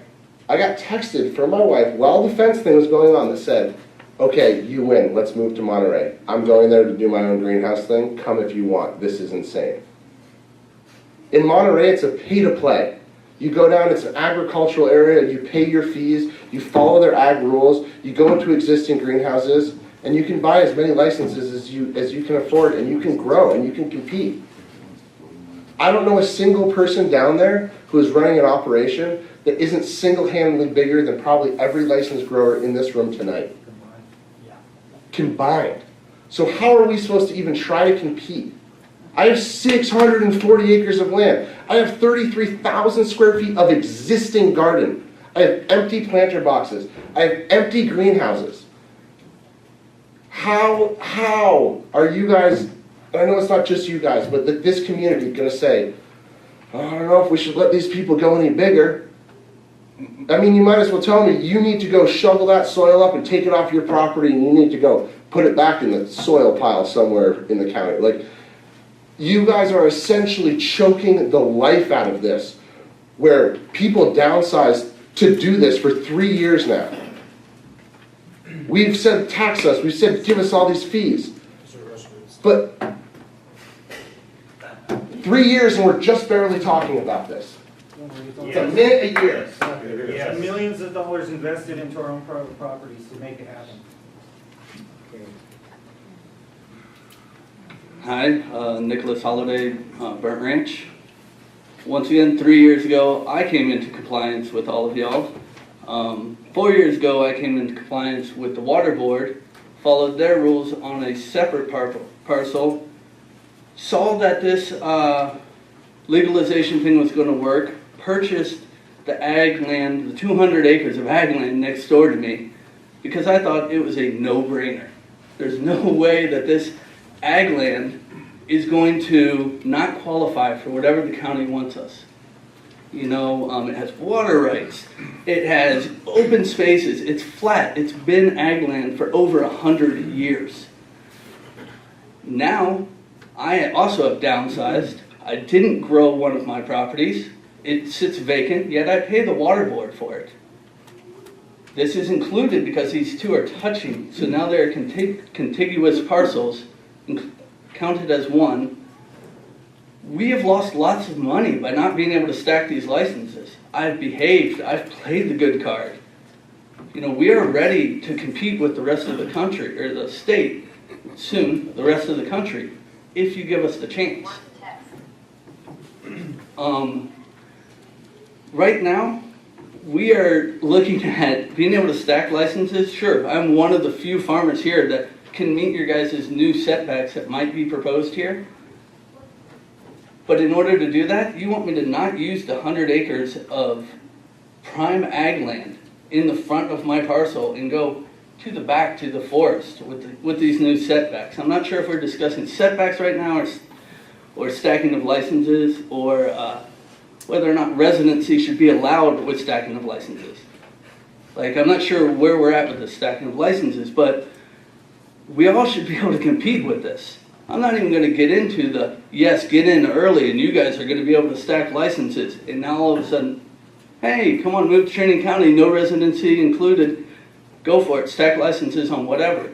That's not, we were told 3 years ago to come into this, lose money, sit here, pay your mortgage, pay your taxes, but we're not getting anything in return for this.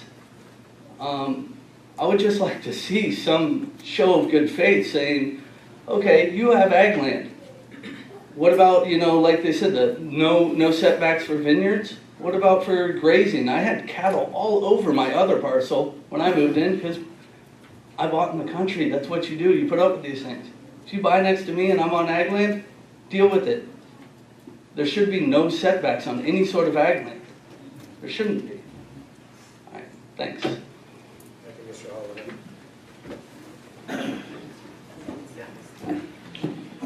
Good evening, Chairman, Commission. My name is Mike Heron. I'm representing Hearn Family Farms in Hayfork. I'm also going to wear another hat tonight. I am the President CEO of Americanics, the nation's first fully electronic, transparent wholesale marketplace built originally for the federal government. We have offices here in Sacramento, Denver, New York, Toronto. Unlike maybe some of my fellow farmers here in this room, I have been fortunate to have access coming from Wall Street for the last 27 years and spending the last 5 years in this industry, meeting on a regular basis with the U.S. Senate Appropriations Committee every 3 months for the last 3 years, along in a bipartisan group, along with our governor, controller on a regular basis for the last 4. Two of the common concerns that we hear throughout the entire U.S. and especially here in California, that the biggest concerns always happen to be public health and safety, making sure that everything's safe, gets in the appropriate people's hands, and also the ability to collect tax revenue. More importantly, to mitigate the risk dealing with anti-money laundering. But the third thing that isn't often sexy and always talked about, but it happens to be certainly the core of why I guess many of us are all here tonight, is that they always commonly ask, what are we doing for the small farmer? We don't want to return back to Willie Nelson and the Farm Aid. We have an opportunity here in Trinity County to actually create a level playing field.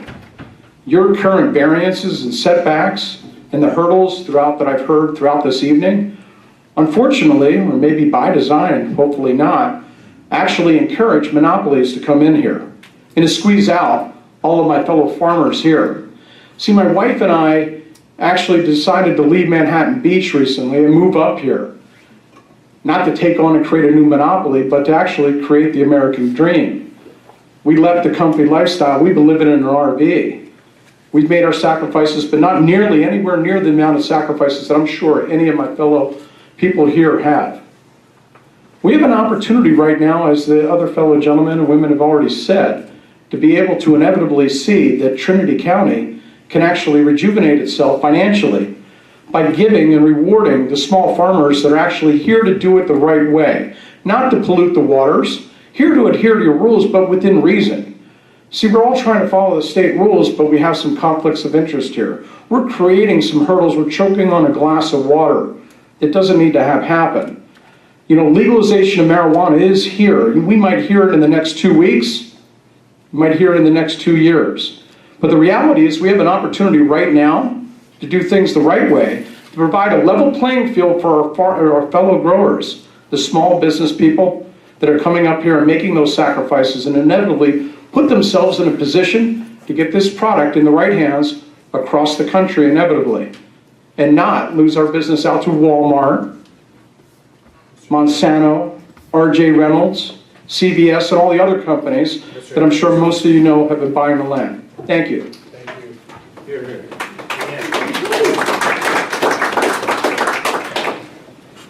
Hi, Jeff Goodell, Xenia. I'd just like to encourage you guys to approve stacking of licenses. It's something very important to the small farmers. We need to be able to grow more, is what it comes down to. This is not a high value crop as it was even 2 years ago. It's worth about half of what it was 2 years ago. The margins are tight. We need to grow more if we have suitable land. Now what's deemed suitable land needs to be open to just reasonable variances. I don't know if we're talking about the variances now or if we're talking about the setbacks, which are unreasonable, or what. But if we're limited to an acre total of canopy, I don't want to get into a canopy discussion, but if we're limited to an acre total of canopy, flowering canopy, production canopy, we should be able to grow however we want in that acre. Indoor, outdoor, mixed light. These are, you could almost think of these things as different crops. Outdoor may be used for one thing, it's cheaper to grow. You know, mixed light may be used for another thing, has a little more value to it. Indoor has a lot more value to it, it's a lot more expensive to grow. Personally, I would like to be able to do whatever I deem necessary to do to survive. And the more regulations, the more needless regulations put on it, makes it a lot more expensive or impossible to do. You know, just kind of like that fence issue. It's needless. And some of these setbacks are ridiculous. The issue with no variances is ridiculous because, as Nick said, you know, do you want him to tear down some forest and grade new land to meet setbacks? Or do you want him to put it in the perfect spot, open field, sun, where his garden is existing?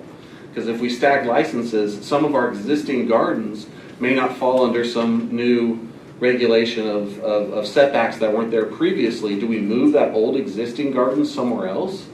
Just the topography of a lot of our lands doesn't mean isn't flat ag land, and this shouldn't be restricted to flat ag land. That doesn't increase revenue for the county.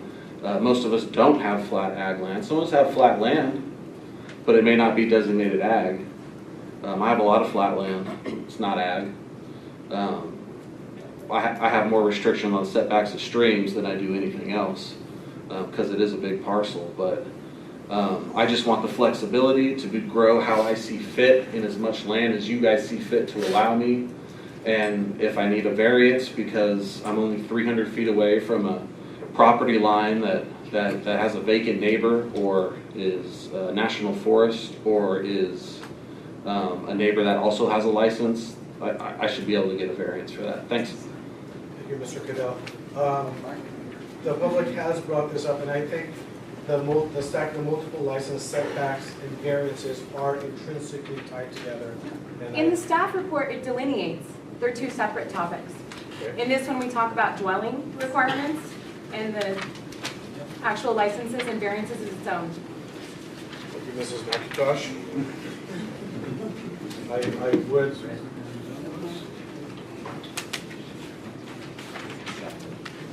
I guess we can do variances separately, but multiple licenses should be tied in with setbacks. That's how I perceive it, at least, unless the fellow commissioners see it elsewhere. I mean, it's also an amendment in the proposal is they are tied together, so I think it would be appropriate to address it conjunctively. With that said, please, let's continue public comments.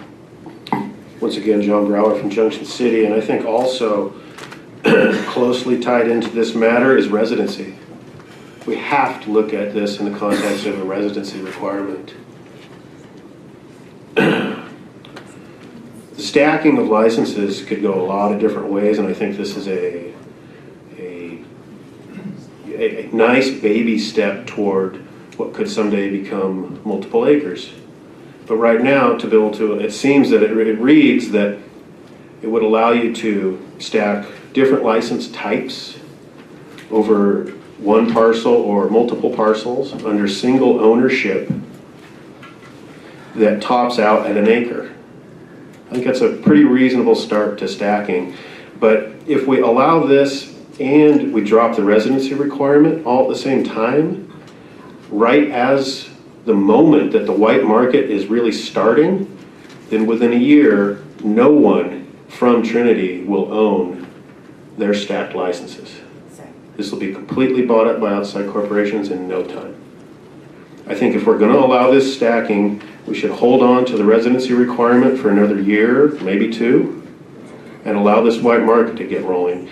And I think you should have to cultivate in a licensed way for a year in a compliant way before moving up to greater licenses, more licenses, and show that you can do it in a compliant way. I also think that these setbacks make absolutely no sense anywhere in the county. North County has already opted out of all this. The rest of the county, there's very few parcels that can play. Nicholas, there's only really a couple others. And if you're on ag or ag forest or ag preserve, then you don't have any setbacks.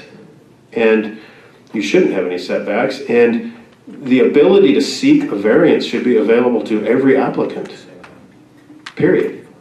We have to strike this section E that says no setback variances shall be allowed for properties with multiple cultivation licenses. That needs to go right out of the gate before we discuss any of this other stuff. And I strongly encourage you to wrap the residency requirement into the same conversation. Thank you.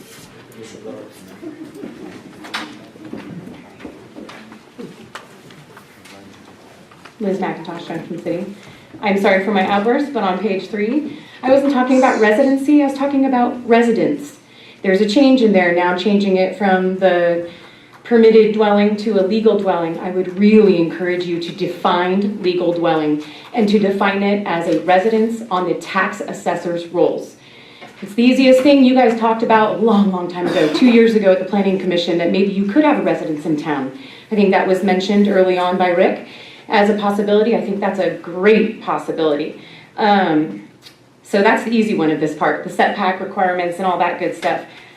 It doesn't explicitly, it does say that no, not to exceed an acre, but then it just lists out that they're 4. You can fit 17 cottage farms in an acre, and I feel like this is the way it's written currently. It really only speaks to those people that have type 2s, and I'd be first to admit that is the mass majority, but it really, those assumptions I don't think serve us for the long term. I would really like to see it say something a lot or along the lines of the combined canopy. So that first step being the combined canopy of 10,001 square feet to 20,000 square feet. And the next one, 20,001 to 30,000, and the next 30,001 to 44,000 square feet.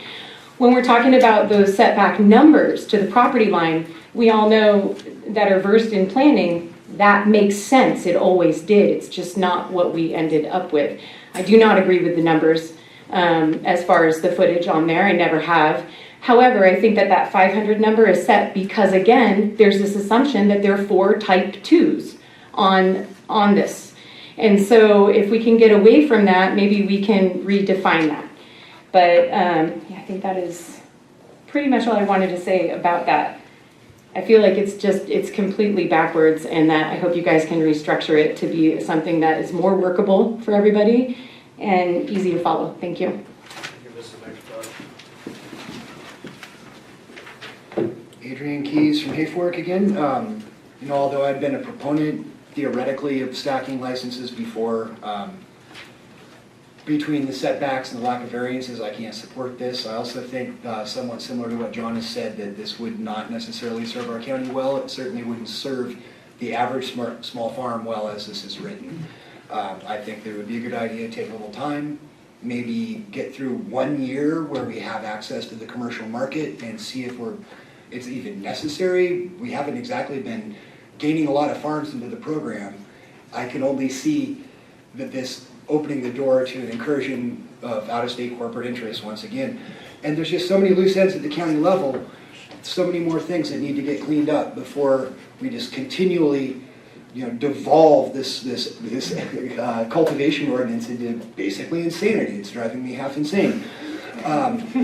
Evidence of that is today I was served a notice of violation by the sheriff's department because their computer doesn't work right. Do you really think we're ready to propel ourselves into the future on this? Fortunately, I've already resolved this because it was so easy, because I have my license, because I have my state license. But nonetheless, this is evidence that the county is not up to speed right here. And so, no, I think we should hold off on stacking licenses until provisional licenses are expired, January 1st, 2020. And at that point, we'll have an actual grasp on what this industry looks like. Right now, it's hard to say that a 10,000 square foot farm is going to be able to move all its material. Is it enough or not? Man, there's a lot of different business models out there. There's a lot of ways to approach this. But I really don't think it would serve our county well. The whole four principles thing, I don't see how this ties into that whatsoever. It does not benefit the people who've been here. I too have been here since the very first planning commission meeting in 2015 about this, or 16, whenever it was. Also got my water board first year, license number 15 in the county. And I've been through every single argument in this room and in other rooms. And I just don't see that this is the time for this. Thank you. Mr. Keys. Chris Shaker, Big Bar. I too have been here since the very beginning. I think we're licensed number 35 in the county. We are truly a small farm. We have 18 1/3 acres, and as written, if stacking was decided to be allowed, we would not qualify. We are surrounded on 2.5 sides of our property by public lands, non-recreational, with no streams or with no trails, campgrounds, waterways, etc. But due to the topography of our land and the shape of our parcels, we have 6 of them that are all continuous. We could not do this without some type of variance. So definitely the setback variances that are written that they would not be allowed is not a help for the small farmer. That's one of the things that this all started about, was that bring in the small farmers. We've been in Trinity County for 20 years, bringing the small farmers into compliance. We were one of the first people to sign up on the water board, and before permitting was even in place. We bought our first license and we've done our third. And we need help, we need support, we need ways to make it happen. My property cannot be seen except from the air. And I have no neighbors, and it's just, we're kind of a little long and narrow, and 2 licenses, 350 feet. Trinity County doesn't even have that much flat land, so we've all got waterways, we have state requirements for water that we have to all live within, and then we have just our innate barriers and topography of our land that we also have to focus on. I think that setbacks can be very useful in certain situations, but I think that there has to be some vehicle for being able to evaluate situations individually. Thank you.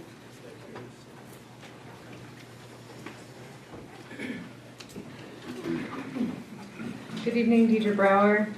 I support stacking of licenses. Everyone is small farmer in here. However, I have concerns about mid-CEQA process stacking. If people are going to do more development and we don't really address current development, people who have historic gardens that they have made smaller, things of that nature. The setbacks don't work, period. And so variance would have to be required, otherwise there's no point in even adding the stacking license proposal. And for those people that are on ag property, they're allowed row crops, they're allowed poultry farms and hog ranches and lots of things that I think are probably greater nuisances than cannabis to neighbors, and they're agricultural zone. They are expected to do something. And I believe for the agricultural zone properties, they should not have any setbacks outside of the environmental setbacks. Thank you.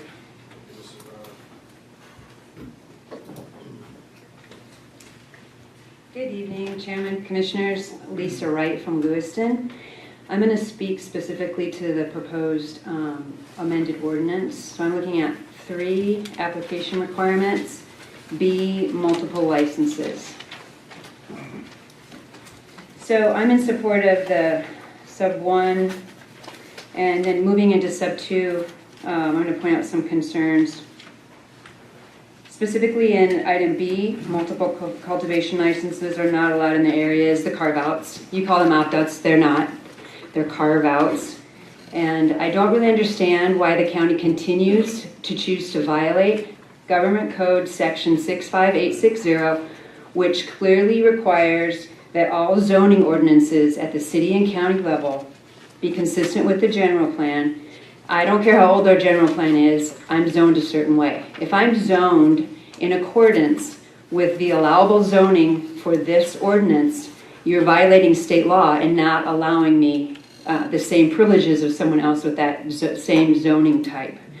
That was upheld in Orange, and I've provided this to you before in other meetings. It's been upheld by the California Supreme Court as recently as 2016.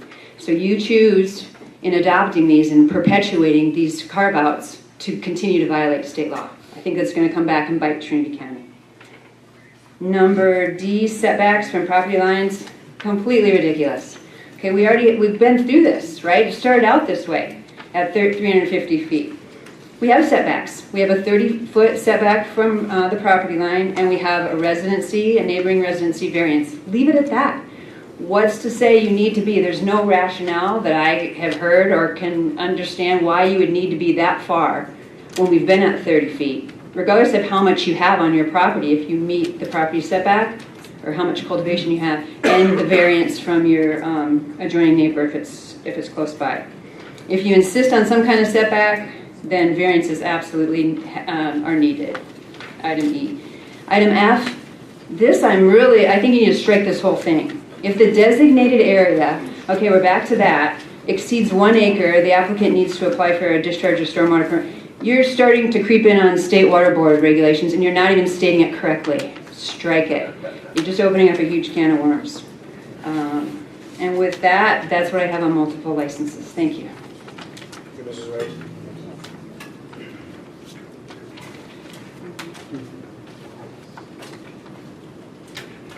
Good evening, Commission. Justin Hawkins, Hayfork. So on the idea of multiple licenses,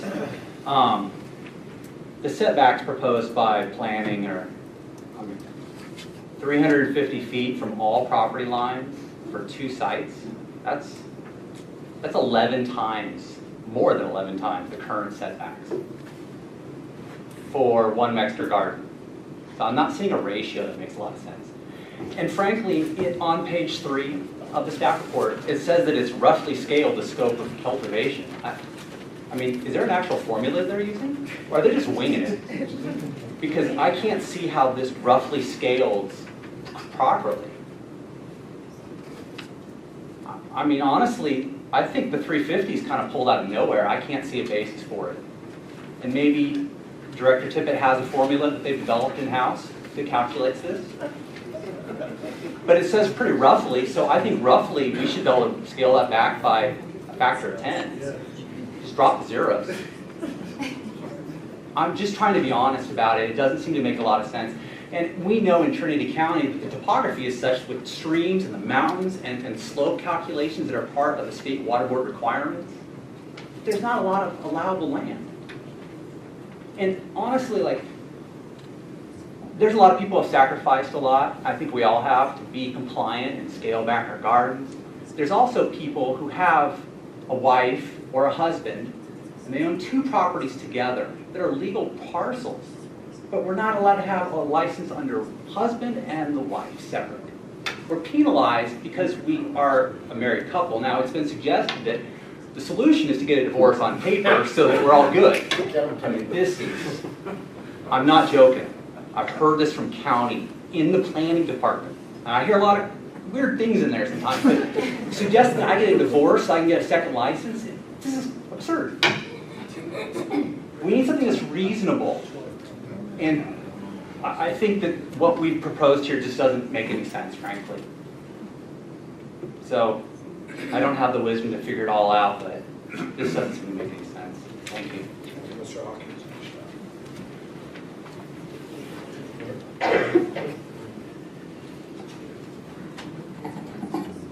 Evening, Mr. Chair, members of the Commission, Tom Belenko of Douglas City. A couple of things. I'm in favor of stacking in general. I don't think the property line setback is a good idea for any case if we talk about some radical departure of what some of our property line setbacks are, like the ones people mentioned for hog farms and whatnot. I think a residence setback is appropriate. You could even increase that if we're talking about license stacking. I think a concern about the corporate takeover with the lifting of the residency clause is, at least is it going to happen in 2019, and I'll explain why. In 2019, you can no longer apply for a temporary license. You were able to get a temporary state license without CEQA, we all know that. The state has developed a provisional license program for 2019 for anybody who has had a temporary license. If you haven't had a temporary license, then in 2019, you have to apply for an annual license, which means you have to have your CEQA done, which means in Trinity County, you have to wait until theoretically our CEQA is done by July. So if you're not currently licensed with a temporary license in Trinity County, you're going to be out of pocket with the state for 2019. So anybody coming in, buying a property, they're going to wait out the 2019 season. Meanwhile, you have a lot of cultivators here, not as many as we thought. We threw out a 500 number because we thought, 15% is reasonable. I remember thinking that in 3 weeks, planning was going to be issuing, if somebody doesn't get through the process, then we'll get to you, Mr. 501 and Miss 502. Well, we haven't even gotten to 500, but we have 200, 300 some odd growers who are willing to work with the county, doing the best. Most of us are disgruntled, have various things we say about the county, but so be it. This is California after all. But those of us that are willing and capable to add to that cultivation area, we're a known quantity at least. So I'd like to see stacking allowed. My third concern, and I don't really want to raise it, but I must. If you stack licenses, most of us think, I have my barn, and there's my 10,000A, my 10,000B, and my 10,000C. When everything's ready, I'm going to bring it to the barn. Well, you can't do that because that doesn't count as a premises. The way the state defines this, and it throws a curveball to us, if you're going to bring it to one centralized barn, that barn has to have a processor's license. It's a separate premises. I don't know that the county has an ordinance for premises, for processing. So if we do allow stacking, we have to make sure we have a processor license so that we can at least process in the same facility. Otherwise, each license will need its own processing facility, and you'll have to badge into each separate facility. Anyway, thank you.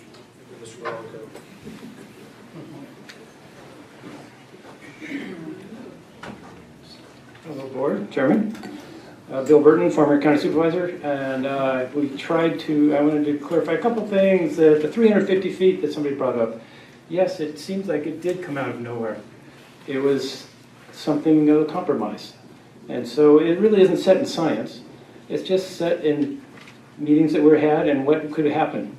So these things are adjustable over time. And I think the thing I wanted to say is have confidence that this county is trying to do the right thing. That listen to these folks that are staying here. Because I just have been gone for a little bit and came back and I saw a lot of restaurants that are closed. I see a lot of economy not happening. And I see, and I don't think you want a county that has half the restaurants empty, because a couple of years ago it wasn't this way. And so this is a big industry that can be done clean, that we are addressing the water better than almost any place. I mean, better than other countries. But that, and we should be proud of that. But likewise, we should be listening to the people who are doing it right here. Let it flow, because if you don't, there's going to be more empty restaurants. You know, we had a chance to be, say, we would be a no-grow county. You know, that was, Shasta County did that. You know, and I was very strong about, no, let's look at the reality of what we can see going forward. So you guys have a chance to have the restaurants stay open, have the hardware stores exist, and have decent schools and other things that come with that. And you only need 3 votes, you guys. Have some confidence that, you know, compromise, and then go ahead and vote. Enjoy it. Thank you, Mr. Burke. Mr. Chairman, can I comment on setbacks, since I did not know we were talking about setbacks until after I commented? Mr. Bushman, I have been consistent throughout my chairmanship of not allowing people to comment twice. So I will stick with that. I apologize, but I will. Okay. Is there anyone else wishing to comment?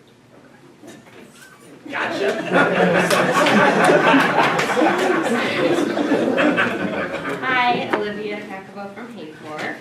I guess I'd like to comment on setbacks. I'm here in support of stacking licenses. I think the farmers who have been here have been extremely patient. And we've worked through a lot of kinks in the last few years, a lot of problems, not so many from the board, but from what happens after the board. So I am all for moving this forward without these ridiculous setbacks that absolutely eliminate everybody. I mean, I'm a large property holder. This industry needs to be able to keep up with the counties around us. This is going on without us. And we just gotta move forward and make some changes so that we're not left in the dust, you know? It's the end. I mean, I think a lot of people here have thought about leaving, you know? Seeing other counties with way bigger opportunities that meet the needs of a market with a margin this big that Trinity County is just not seeing yet. And I encourage you to move forward with stacking licenses so that we can get to the point we work out those kinks in planning, so we can get to those stacking licenses by 2020 when Adrian thinks that we'll be there.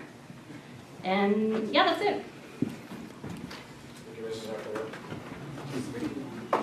Hi, Dave Alves from Douglas City again. I'm listening to all these guys, and I agree with a lot of what they're saying. I think if you own adjacent properties, you should be able to get another license. And setbacks, if you're going up against your own property, that don't make sense, but that's what variances are for. What I'm concerned with is a location that doesn't have marijuana growing, that you eliminate the setbacks, then your neighbor is 2 feet from your property line with a grow. So that's the only concern I've got, is I think I like where the county's going with, hey, these are set-aside places for marijuana to grow, and these are places for those who do not wish to have marijuana growing in their backyard, place to live. And that's really most of everybody I've ever talked to who's a non-marijuana grower is concerned about. We just want our place in the sun too. We've been here, we you know, like these guys are like, hey, I've been here for 3 years and I towed the line. Give us a chance. I get that. I've been here too. I'd like to be able to live the way I have been living without, you know, the encroachment as well. So I think we can, I would love to see a forum where we could all get together. I know there has been one in the past, but we really do need to, because the more non-informed individuals like myself listen to John Bauer and all the others, you get it. But you still want your little piece of the pie too. That's the only concern with setbacks. So give them the variances when it's ridiculous, like they're talking about. Fences, you know, of chicken wire. I tried that too, to keep chickens in. They fly over it. They got to cut their wings. But I understand what their concerns are, and I agree with some of them. So, but again, carve out those areas for agricultural products and leave out rural residential people, you know, to themselves as well. Thank you. Thank you, Mr. Alves. Hi, Peter Gutera, Heron Family Farms in Hayfork. First, I'd like to say I'm originally from Chicago. I've chosen to live here for the past 4 years. I mean, I can go anywhere else in California, anywhere else in the county. This is where I call home. I just don't understand why, if we're starting to stack licenses, why we have to remove the setbacks. I mean, we're already given guidelines for 30 feet off the fence, the whatever it is off the house and the water board. I just feel it should all stay the same and just allow stacking. Thank you. Mr. Gutierrez.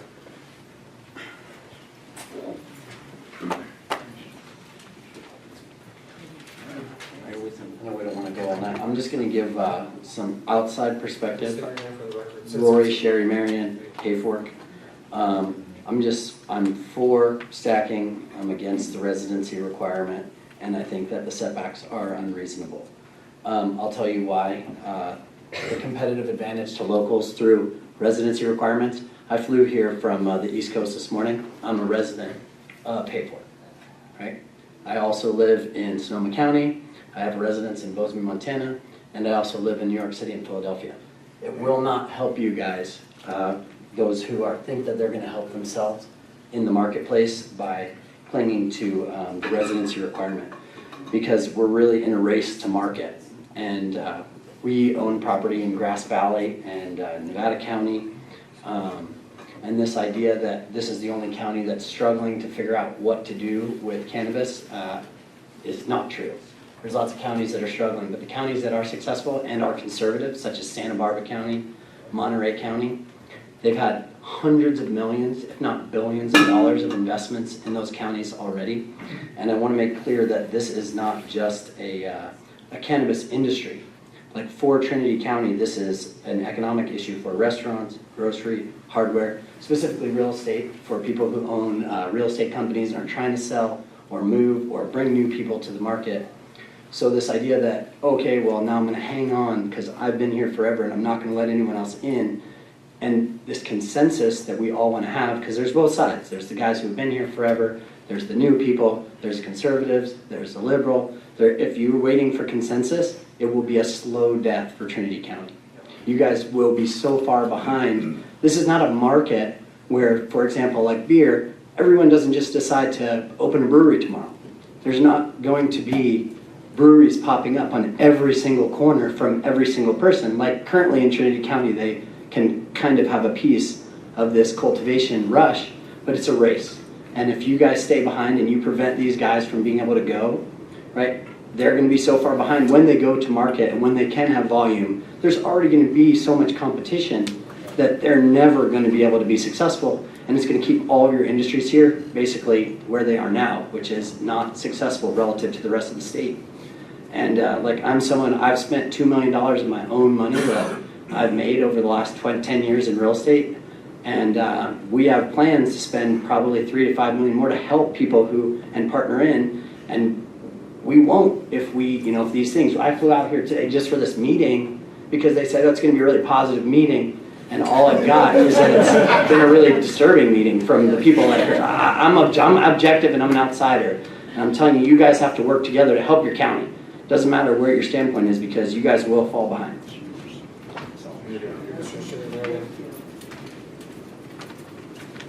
Anyone else? Being that there's not room to close public comment on multiple licensing.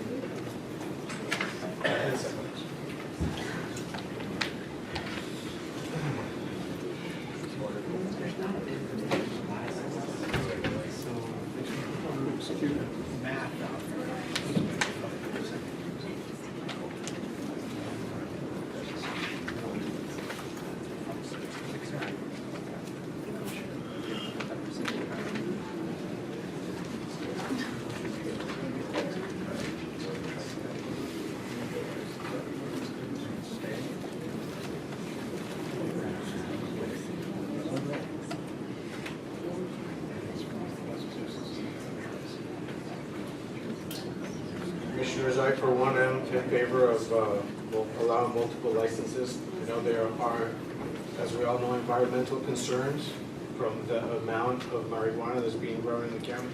However, those that are licensed are adhering to very strict regulations environmentally. And I do see the point that many folks have been waiting to go bigger and be more competitive in the state market.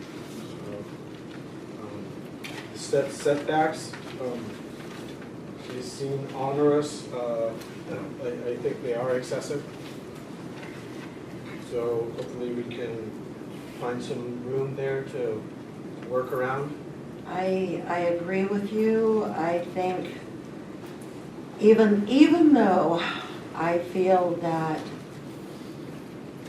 stacking really benefits mainly people with deep pockets who have large tracts of land, I can see a benefit even to the smaller farmer if variances are allowed.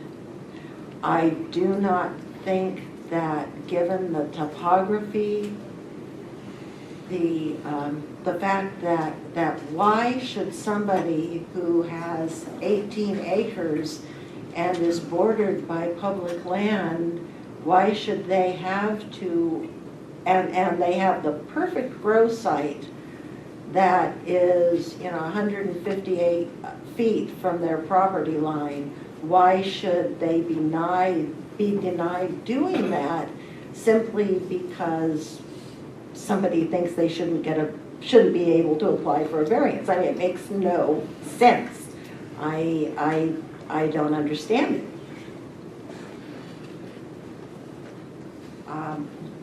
I agree that the variances are onerous.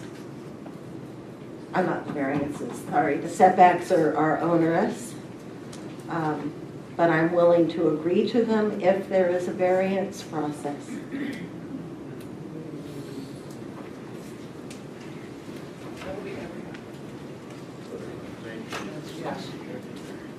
Well, I think we heard a lot of good ideas.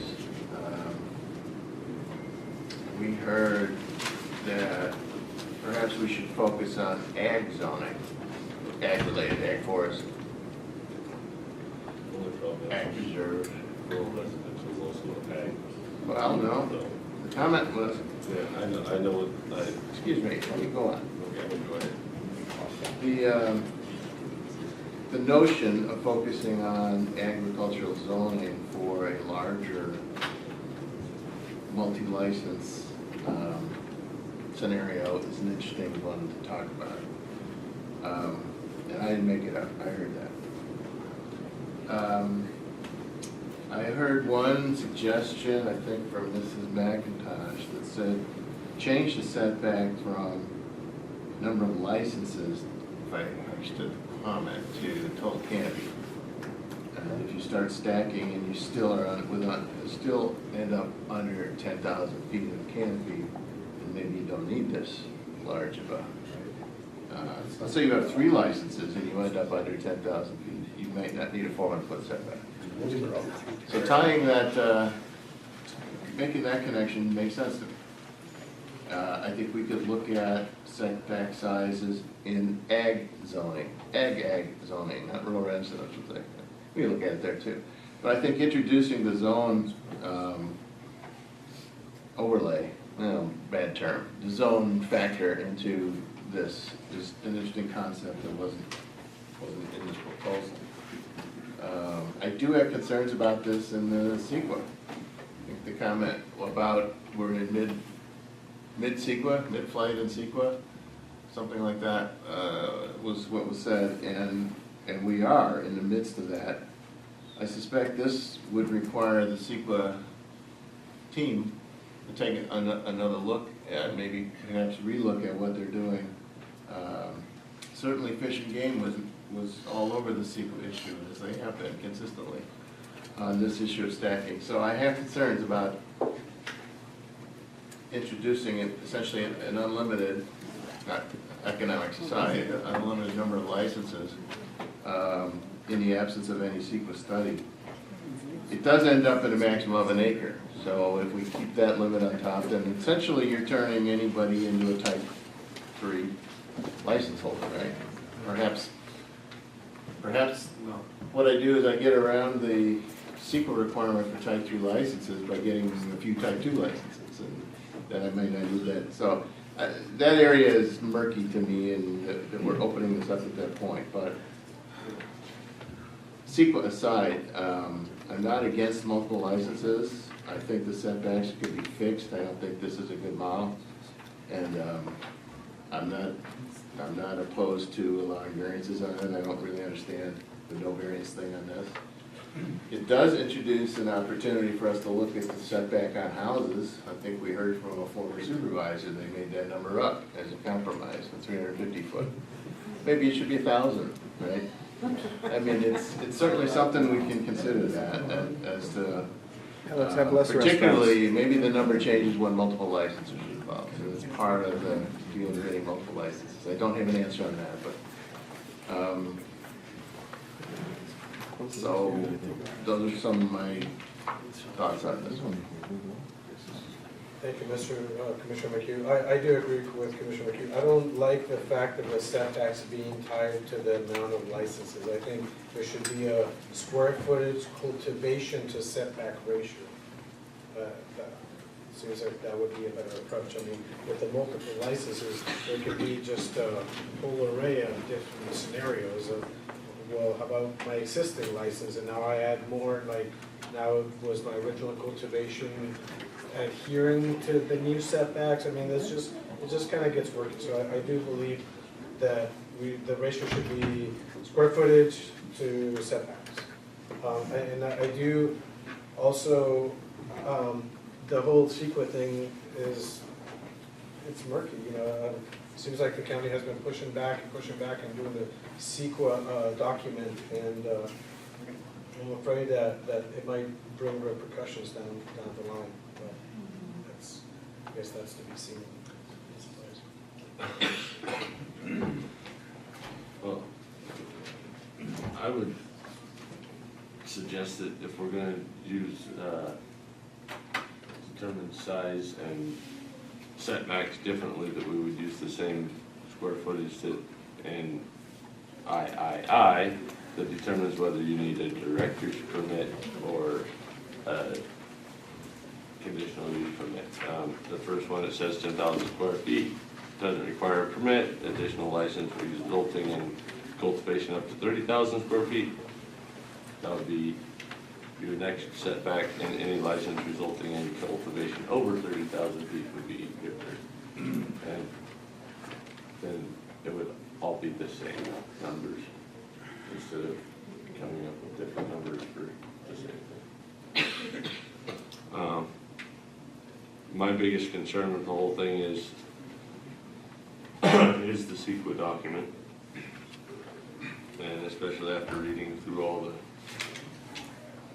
stuff that Department of Fish and Wildlife was concerned with CEQA, and I think that's more than we can address tonight.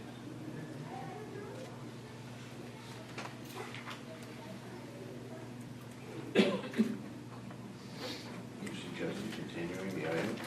I would suggest that we don't allow stacking of licenses until CEQA is done. What about individual cultivators who have gotten their own CEQA? But, or, I mean, that would be a reasonable. I don't know how else you would. And individual. Sure, we require CEQA for type 3, so I mean, maybe we require CEQA for stack. More obstacles. Over a certain size, maybe over, you know. No, we need like 3 more obstacles. The CEQA document that's being prepared by the consultant, I'm the consultant aware of this ordinance, we shared it with them. That CEQA document is being prepared to analyze the cumulative effects within the county. And so when you see some of these letters from Fish and Game, those folks, they're speaking more in the sense of the county as a whole rather than the individuals. Yes, this CEQA will have a big effect on the individual holders, so because they can tear off a bit, but the true intent of the CEQA is to look at county cumulative effects for an individual holder. grow fence. If I have a project that, for which CEQA is required, I'm on the hook for cumulative, especially if I start building onto my project, I have cumulative effects requirements I have to report it. Correct. Okay. Now, So it's- I think the confusion is what Director Tippett is saying is when the CEQA document's completed, the cumulative effect for the grower can be tiered on to what the CEQA document for the county is, and then their only requirement would be their individual impact on their CEQA review. Thank you. I think I agreed with that.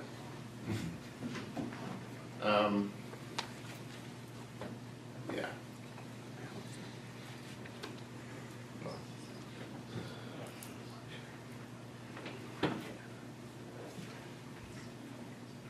Commissioner Matthews? I'd like Commissioner Hughes' suggestion that we have different requirements by bringing zoning, like ag parcels, I think that makes sense, but then we have much smaller setbacks. That totally makes sense to me. I think, you know, where we have run into issues is rural residential. And if we allow dramatic intensification of cultivation on those parcels, we're gonna run into a lot of conflicts, with more conflicts than we've had so far.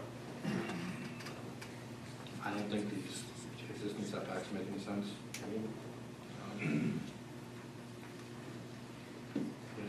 It's almost like they should all be evaluated based on neighbors and residences and, you know, vacant land. And we've heard different situations where, you know, one size fits all doesn't make any sense at all. So, and I don't, right now, I don't have a proposal that would pull it all together.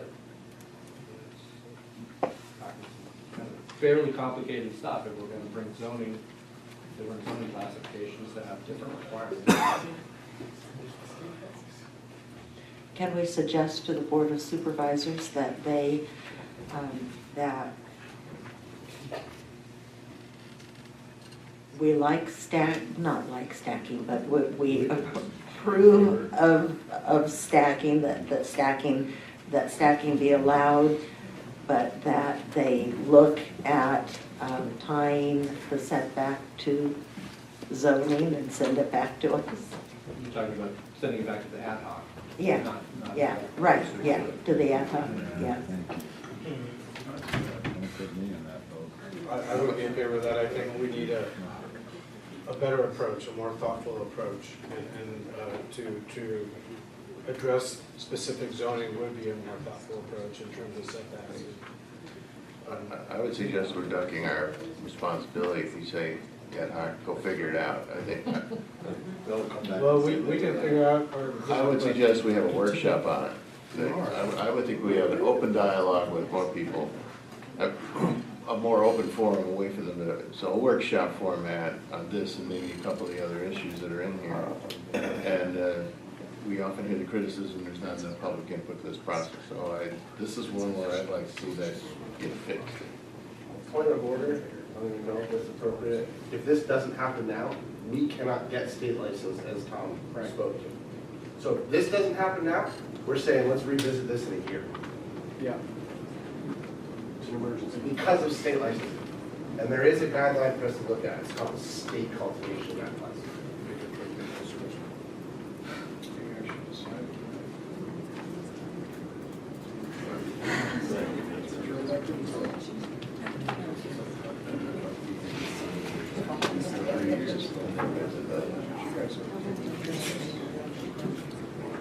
Okay, what about,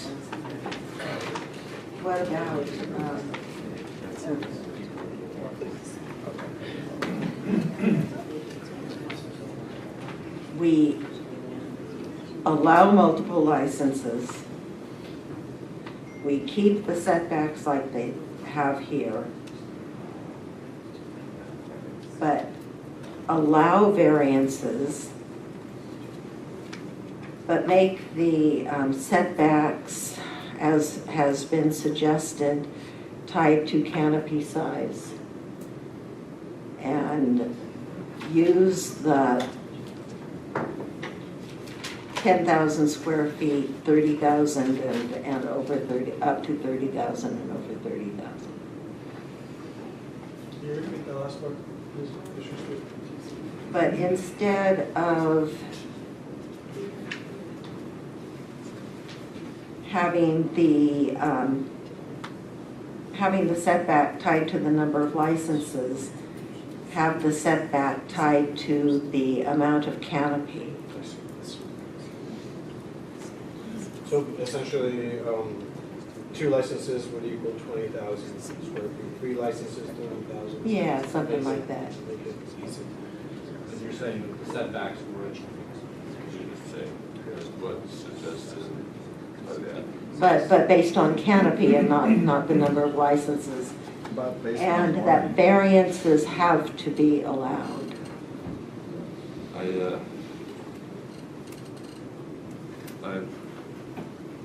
I can think right quickly of where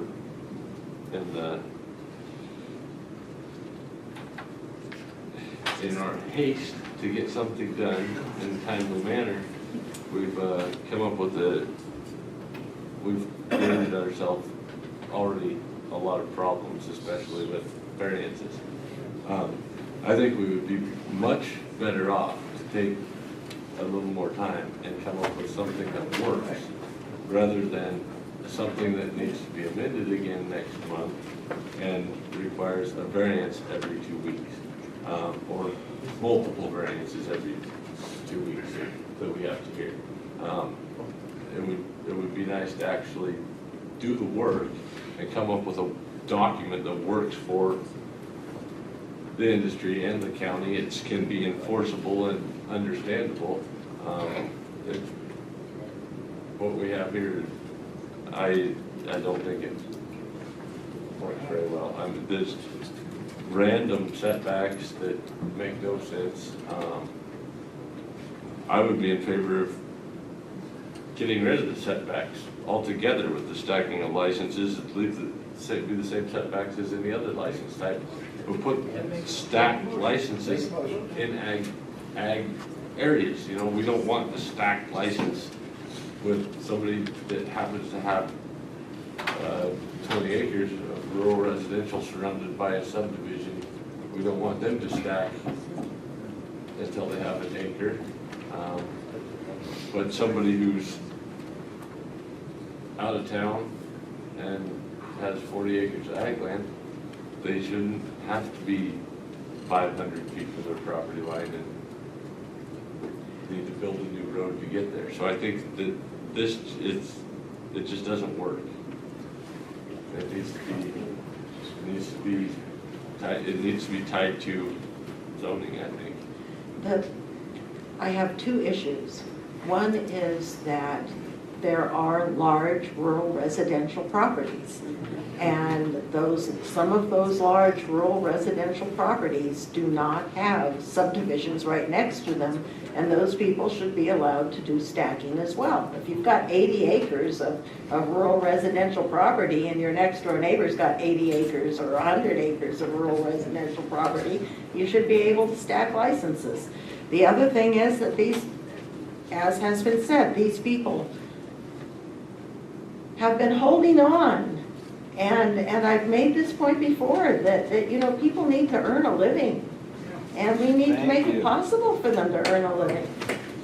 Yay! Well, I guess I say that if you want to tie it to zoning, then people who have a large rural residential property should rezone it to ag. If it's appropriate.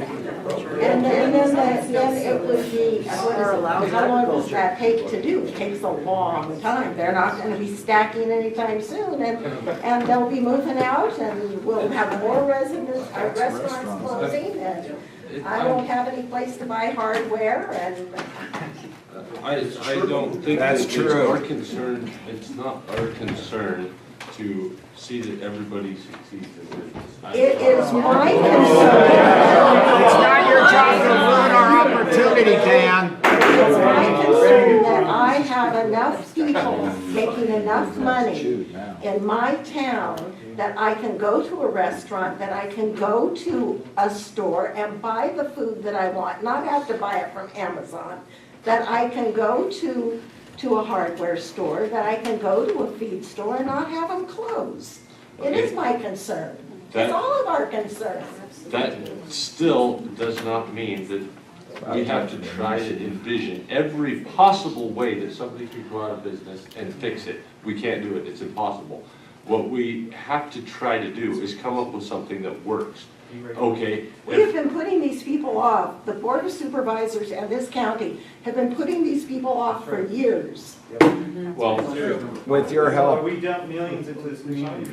this is the first time I've heard about stacking licenses at the planning commission, so, We did a type 3 process Please, for over a please. year. Wait till there's no restaurants, how about that? It'll be like senior. Please, folks, please, order, please. One last.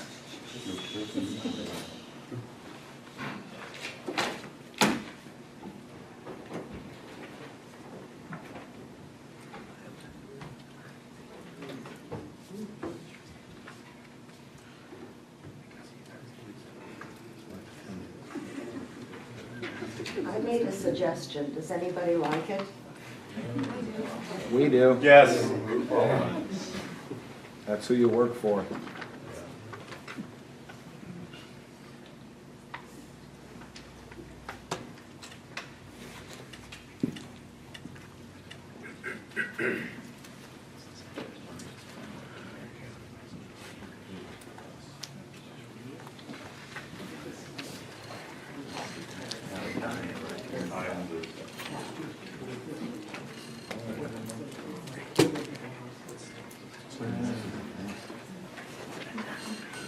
We have discussed that these setbacks are excessive. Would there be any interest in other members to reduce these setbacks? If we come to a compromise and allow variances, by reducing the setbacks, we would minimize or tailor back the amount of variances needed and bring it under more manageable numbers per se. I understand that the interest of moving this forward to apply for state licenses under a larger threshold, but I do understand also the fact that we are here today because a more thoughtful approach to our cannabis ordinance has not been initiated. So we're having to revisit these issues and these amendments over and over.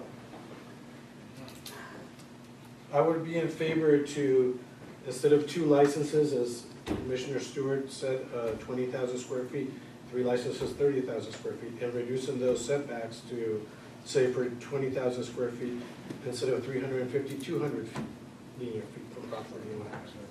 Or better yet, from, but you know. how do we come up with a Yes, random but how- number that's the yes. right number? The same way everybody else has. There needs to be a point at which we stop pulling new numbers out of our head and saying, use the setbacks that are already in the code. Exactly. At the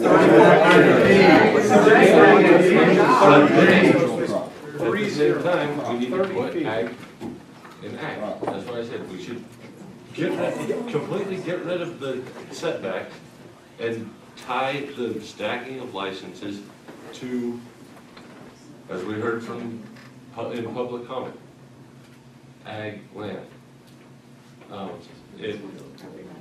And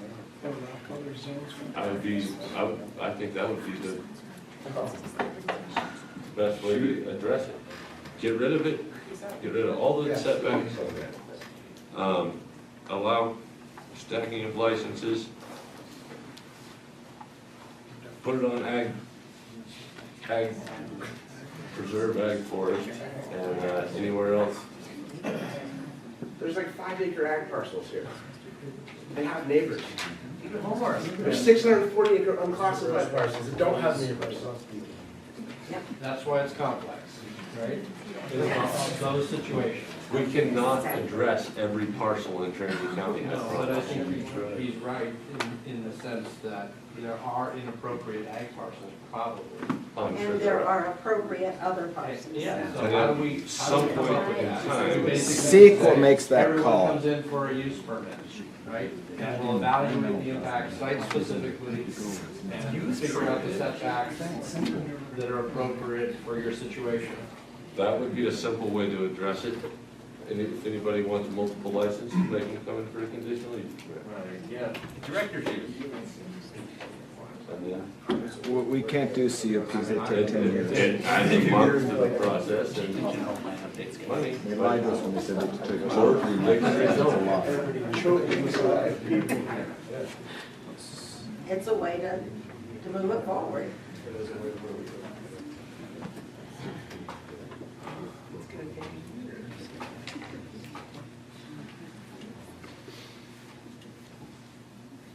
Well, how about the setbacks? We need in order to move on with conditional use permit, we have to have a threshold. If we say No, it's just if you want. the licensee may possess more than one cultivation license, and then just strike everything until it says will require a conditional use permit. How about We directors? all agree there are so many different circumstances. We cannot craft a rule that will work for everyone. We've Well, certainly heard testimony to that. I don't think that there comes a point when we don't need to try to craft a rule that works for everybody. We need to craft a rule that works, and then the people have, well. The rule is just that they have to get a permit, and we'll evaluate all the impacts and make a decision based on it. And if they don't like our decision, they'll appeal it to the board. Are you making a motion? Please. Yeah. Yeah. So, how is that, I mean, seriously, what standards would we apply? What standards do we apply? Next person walks in and applies for a conditional use permit, and how do you even evaluate a situation, right? None of this exists, none of these standards exist, you're gonna make it up every time. Residents, neighboring It's residents. gotta be unhappy folks, on both sides of this. A type 3 is the equivalent of stacked licenses, and that is a 50-acre minimum. There you go. That's how the board settled it. I'm not suggesting that, just saying that is the only other thing we have to look at. See, that was right. Stack license is the way you can run a type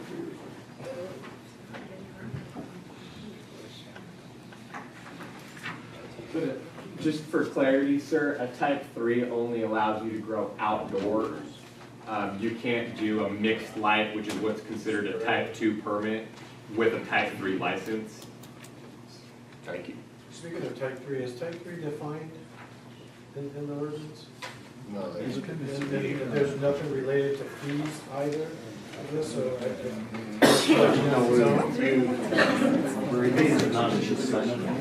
No, but I mean, it's just like, there's no reference to type 3. I mean, it's just a type 3. These are in there, we just get sidetracked. Section 4 is type 3 cultivation.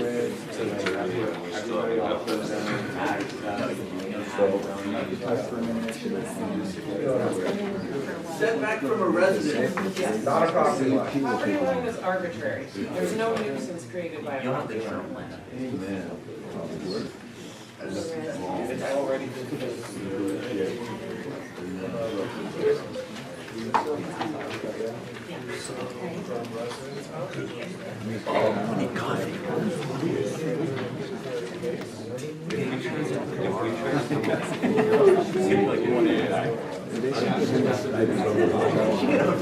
They should absolutely.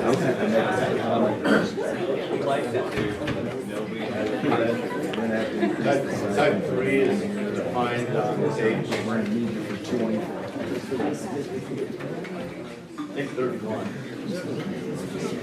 Page 31, section 3, application requirements, A, little I, 4, medium. A medium outdoor is an outdoor cultivation between 10,000 feet and 1 foot of total canopy.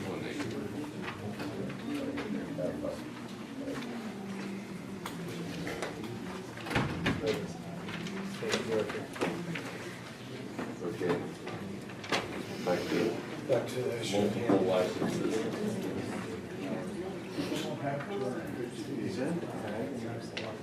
Make variances available. I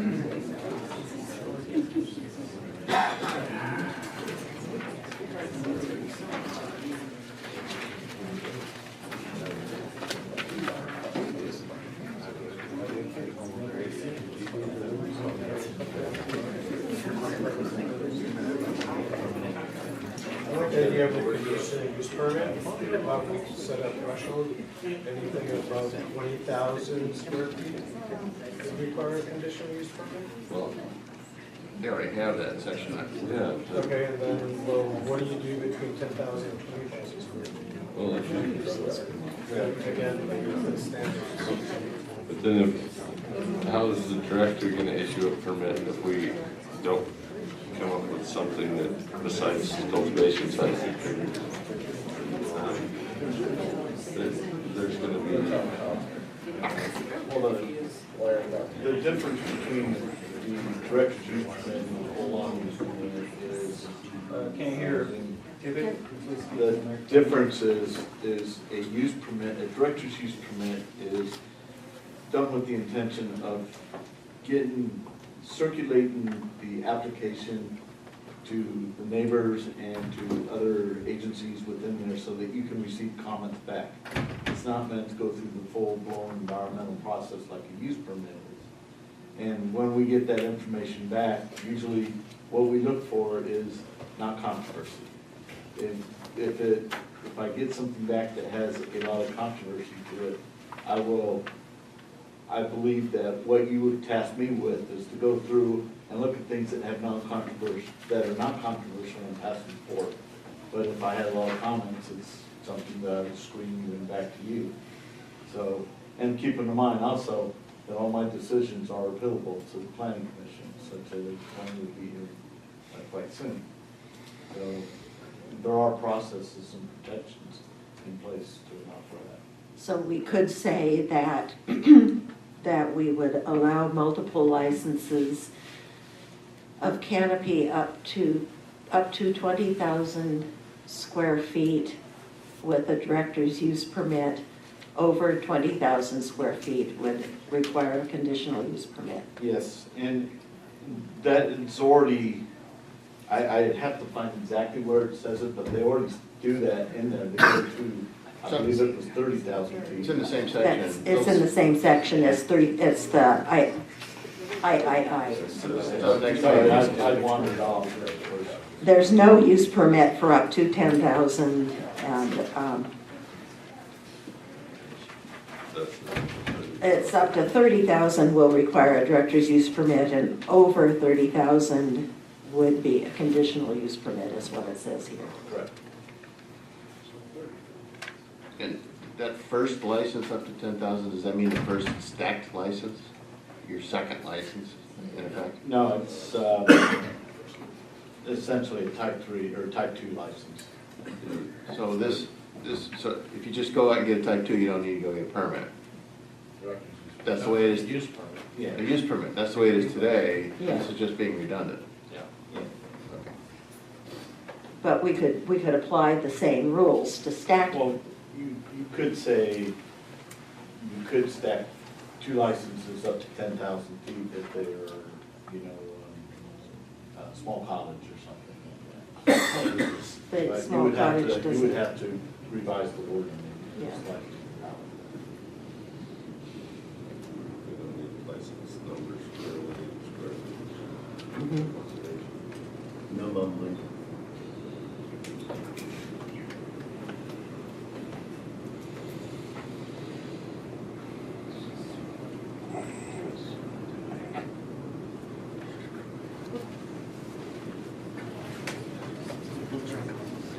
Okay, what about, I'll just make a motion, and if nobody likes it, they don't have to second it.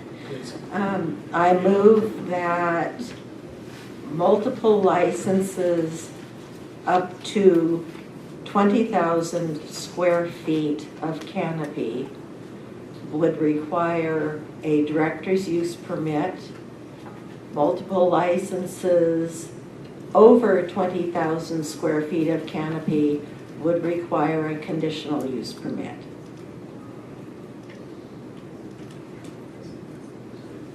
Big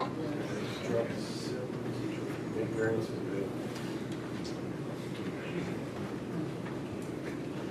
I agree with that. The issue is, as we discussed before, for us, we briefly discussed, are the standards onto which those conditional use permits adhere to those. You know what I mean?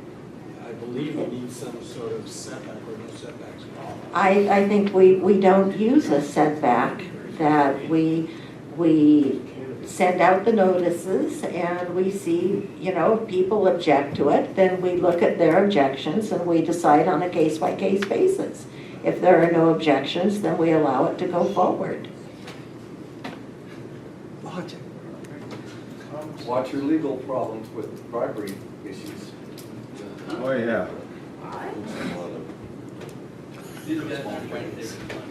No, setting them up. That's setting themselves up for. That's all I ask. Please.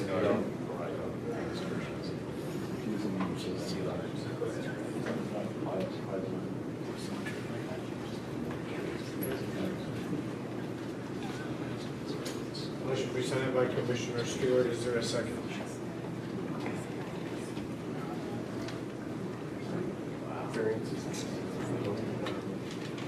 There's no second. Motion dies. I love this community, right? Wow.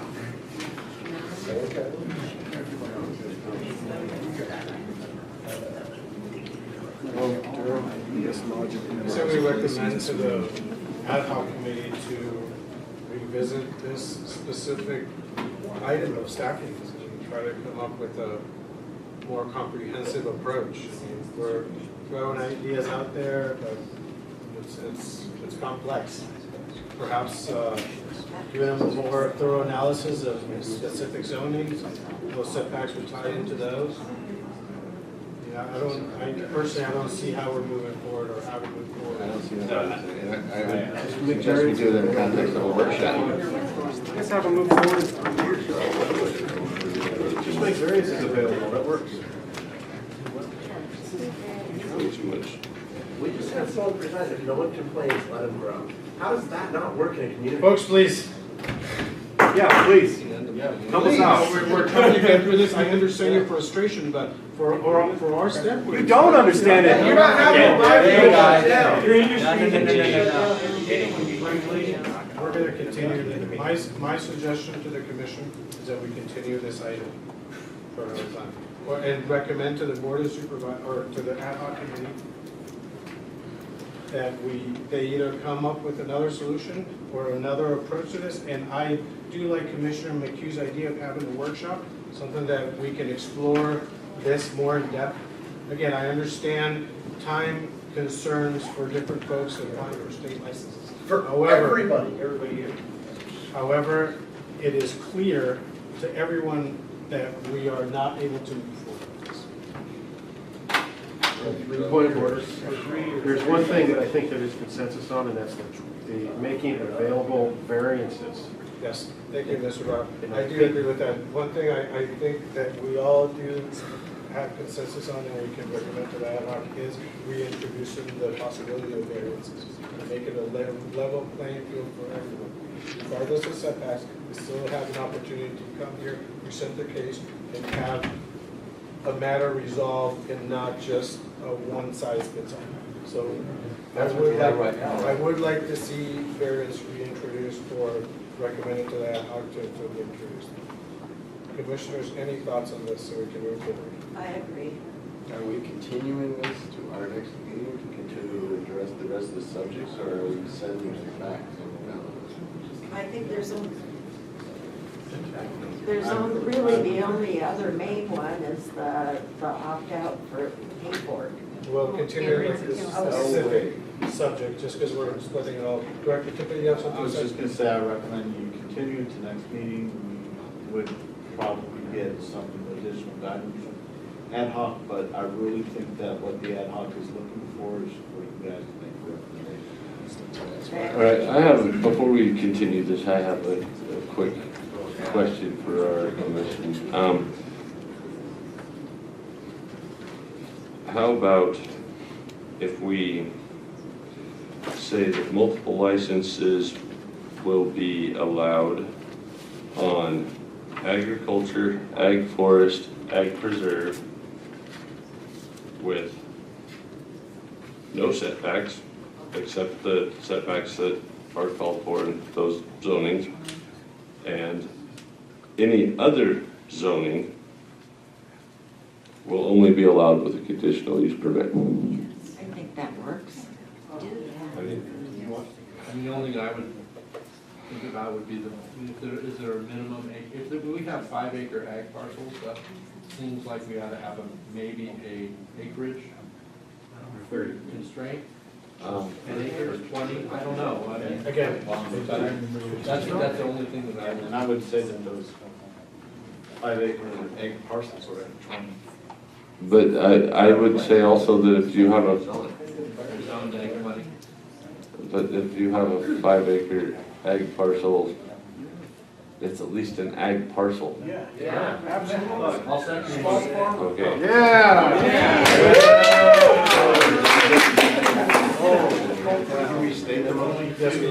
I'm not sure. Multiple licenses would be allowed on ag preserve and ag forest, and we'll just strike the setback, ag preserve, ag forest, and all other, any other zoning would require a conditional use permit. To get around those setbacks, or you still have to abide by those setbacks? You would have to get a conditional use permit. Ignore the setbacks. Okay, so there would be no setbacks, but you Well, don't we're have back the to- conditional use permit. Is that the thing you second? Okay, discussion? So go ahead. It brings us back to that issue, it just narrows it, of the cases that come in with conditional use permit, you have no standard. Except at least, basically we could, that would give us the ability in rural residential, at least, it's like, okay, you're not gonna allow somebody in a rural residential, if it's a huge parcel and you're out away, then, you're not gonna have to worry about. That's the okay, easy they're- case, that's the easy case. But if Hard they're- case are all the small ones and. If there's 14 houses that are only 360 feet away from the proposed grow area, that would be one to look at, like, well, this is not a fit. But I can I think we can make it, we have a better opportunity to make it work at least. What about director's use permit? And I presume that you are still applying the dwelling setback, the 350-foot Yes. dwelling setback. That's still applying to the dwelling, that's part of the, That's part of the initial license. Well, we keep saying no setbacks, I don't want to get. yeah, No setbacks. All right. no new setback on, for multiple licenses, except for the setback. And how about the standards of setbacks for the conditional use permit for rural residential, all these others? We have. Do we adhere to these? We have setbacks.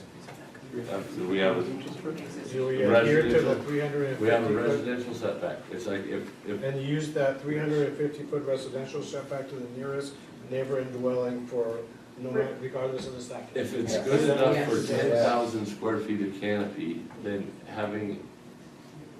you're not gonna get another 10,000 square feet any closer to your house. I'm in favor of that. We have 350 Well, feet from can, the legal residence. Well, I mean, you might get surrounded, but, Yeah. what's the, I guarantee you, Casey. oh, it will. I already said, there's no way we can address every parcel in Trinity County. Okay, again, discussing your motion, there are other items in the multiple licenses paragraph. Is that gonna take a second motion? Or, we have the legal parcel one, we have the, no stacking in the opt-outs, we have the, 1 acre minimum, the 1 acre cap on stacking licenses. I mean, all these other conditions are under this paragraph. Are they all part of the motion, or? Everything except for the variances, which is the setbacks, which I said is correct. Okay, and then was there a permit requirement, conditional use? Director's use?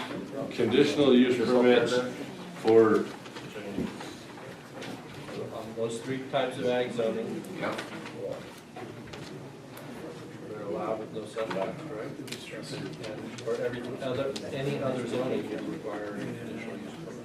Any other zoning condition, regardless of size? regardless of size. And the multiple, the stacking, are we still adhering to the 350-foot linear feet for neighboring dwelling regardless of the? Yes. That's fine with me. Yes.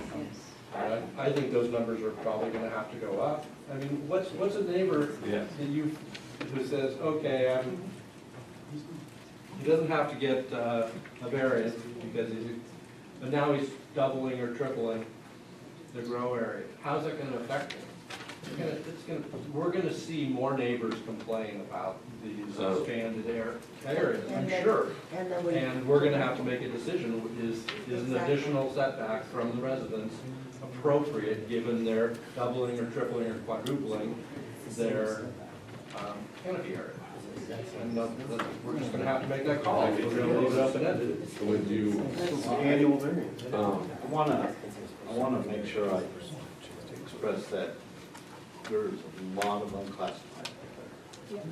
And I think some of this discussion about ag would fall into that, a lot of those parcels can fall in the unclassified thing. And so kind of my point is I hear where you guys are heading.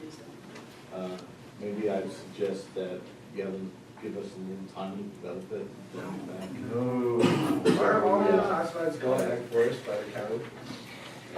that was, I have no problem with having that develop it and bring it back, but I have a problem with this. I don't want to end up with something that's a rack. I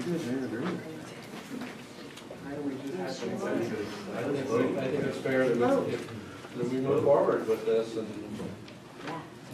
Well, if we have to fix it, we'll fix it, but I mean, at least it opens the door and. It was there. So are variances,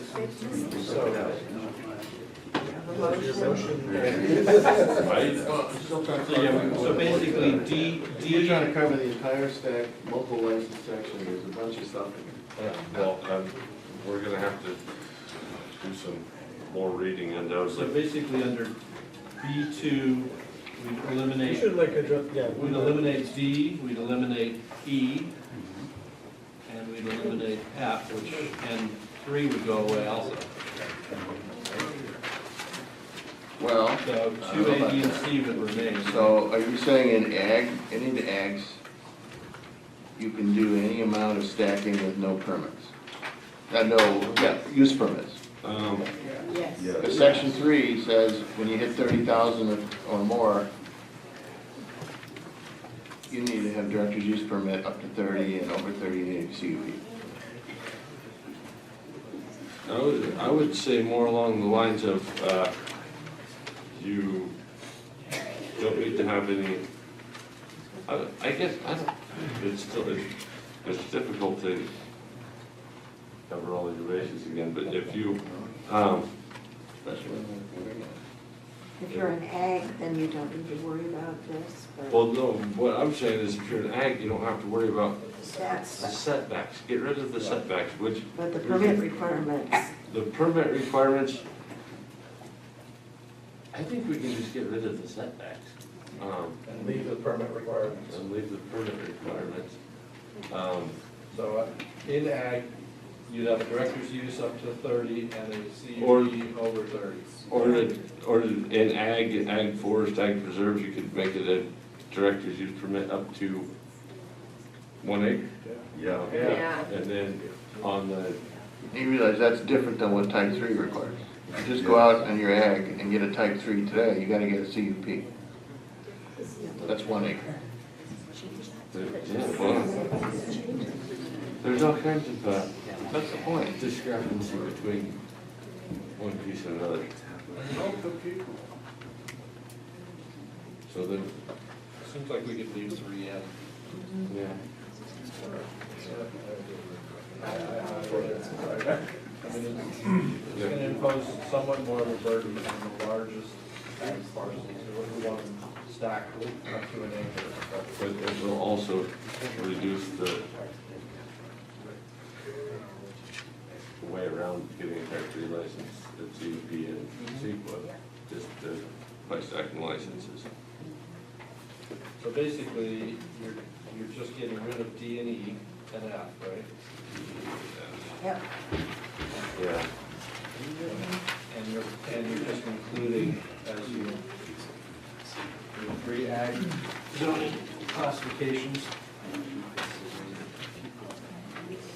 And anything else needs And then, Any other zoning of any size required. I think that would kind of just be under, be like, stack licenses are allowed in ag zoning and all this stuff, and then at the very end, other zoning would require conditional use. I don't know how to craft that. They can word it. they'll word it. I'm fine with that. There is a typo in here. No. Number B references the wrong paragraph. That's paragraph little b, not little pi.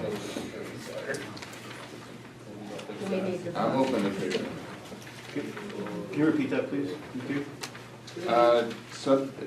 Multiple licenses, sub II, sub B references another section 5 paragraph, and it's the incorrect paragraph. It should be paragraph B instead of BI. Thank you.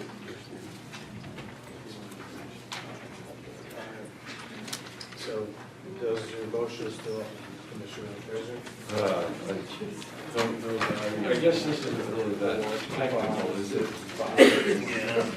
Or is it trying to restate my motion? I think we have consensus.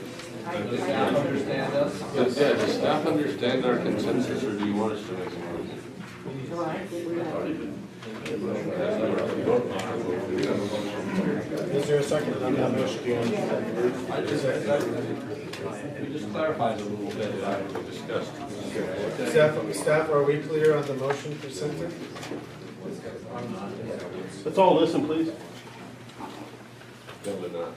Okay, so let's, Is your motion intended to include the dwelling requirement as it relates to non-contiguous parcels? No, I didn't get into that. We are only on. So I just want to make sure we're only covering the multiple licenses. Right. We are. And including the setbacks. Right. But not moving beyond that to the dwelling requirement. Exactly.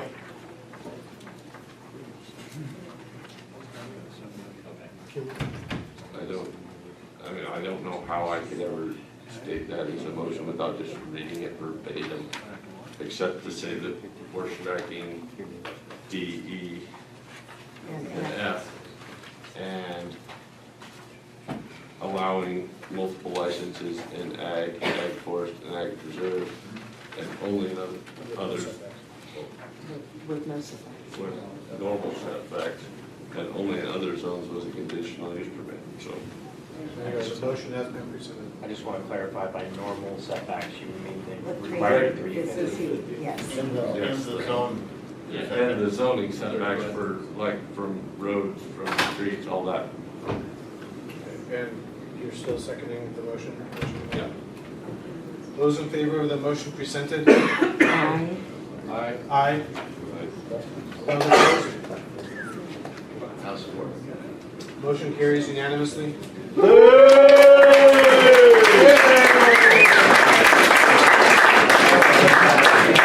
Good work, Commissioners.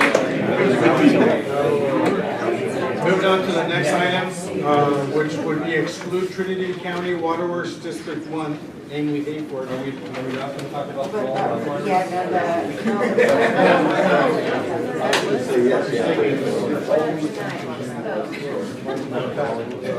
Oh, he's taking a Multiple licenses.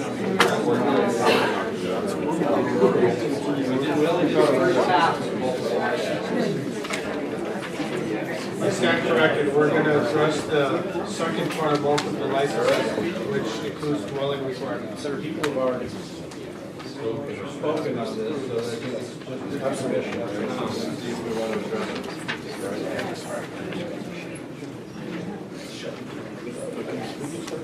Is the staff report language in the draft?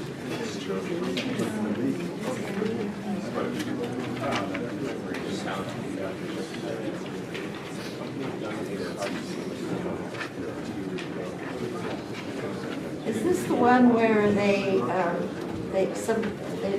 did you say that the ad hoc committee was talking about people being allowed to not have a premise, a legal premise, if it's within a quarter of a mile?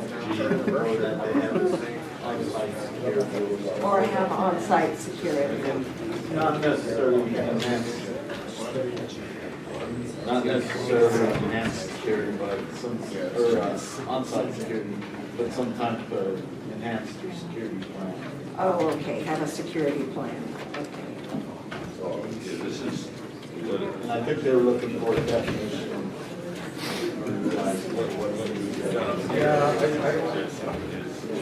the same as what we have already in our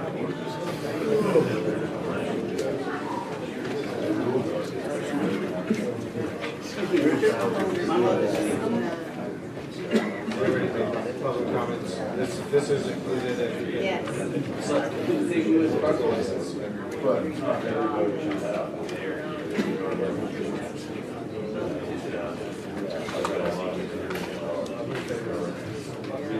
This is the same thing that we allowed in the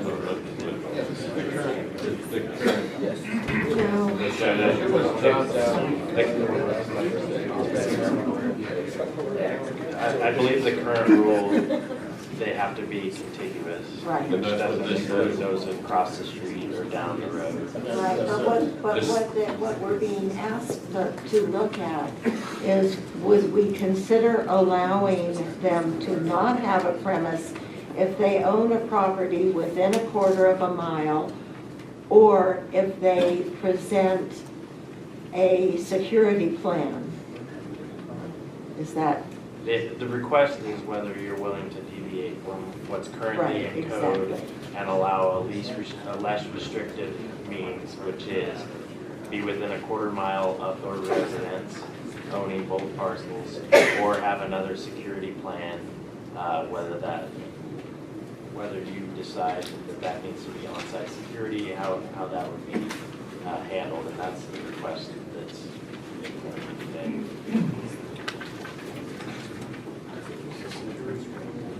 Not mentioned. Nothing. Yeah. The whole security issue is not mentioned anywhere in the staff report.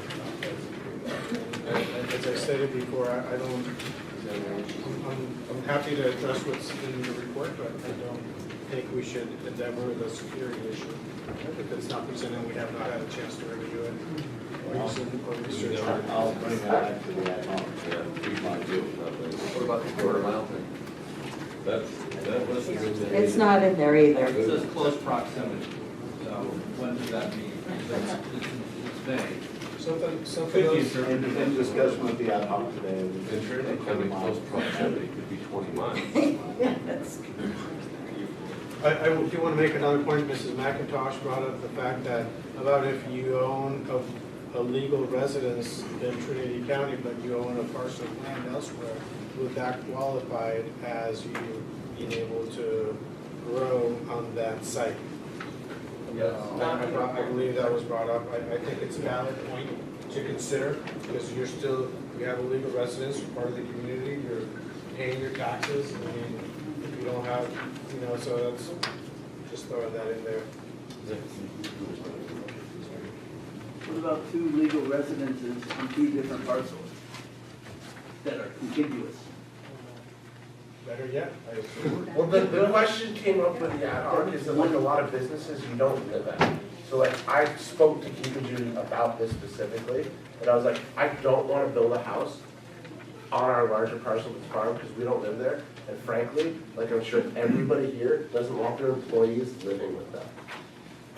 So it was like, if you live a quarter mile away, you shouldn't have to build a house on that. Let's, let's then close proximity, let's just convert that to a quarter mile. Well, Apparently that's what that mark recommended. My driveway's 3.5 miles.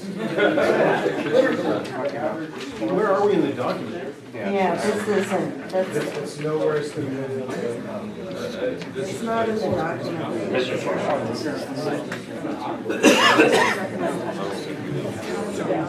Mr. Chairman, Yes. first of all, the clerk is not able to keep up with you guys at this point, so there's not going to be an accurate record. Secondly, I was just discussing with the clerk, there may be a possibility to set another special meeting for us to try to discuss this, maybe with a little more robust issue laid out in a staff report. I think at this point here at 11 o'clock, we need to start to discuss possible dates and maybe we'll work this out. Maybe no, so.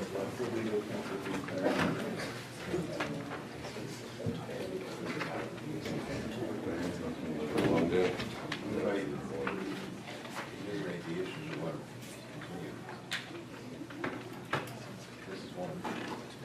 Can we Everything just, that's remaining, are we gonna try to finish these smaller ones, or? if there's only one remaining, and I would like to make a motion on it,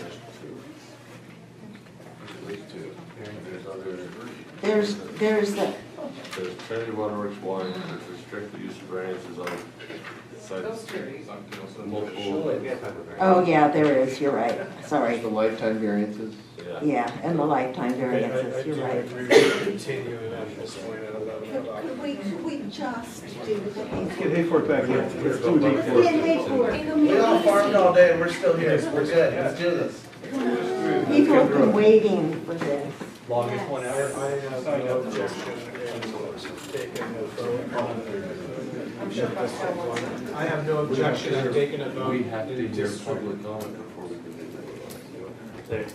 There's a couple of issues. Number one, I'm not sure that the recommendations being incomplete, that the draft ordinance is going to move to the board without the conclusion of the hearing anyways. So moving up your recommendation today probably isn't going to move up the ordinance. If we don't finish them all. Okay. So then we're home. Let's finish it. We do that, right? We do that, I don't want to. Just buy you some political candidate. Well, we have to hear public comment if we're not going to finish with public comment. Okay. We're going to have to do it another day if that's what we're going to do. Let's push out a day to do it. There is a lot left to discuss too. I mean, I agree with wanting to include one more motion for the night, but as council said, I mean, we need to recommend the whole package, and the partial is not gonna really do the job, so I am in favor of continuing so we can finish with the remaining. As we discussed before though, there is not another day. So I think there's two issues. Number one is I don't think they understand what I'm saying is if we make recommendations, we're not going to amend the ordinance twice.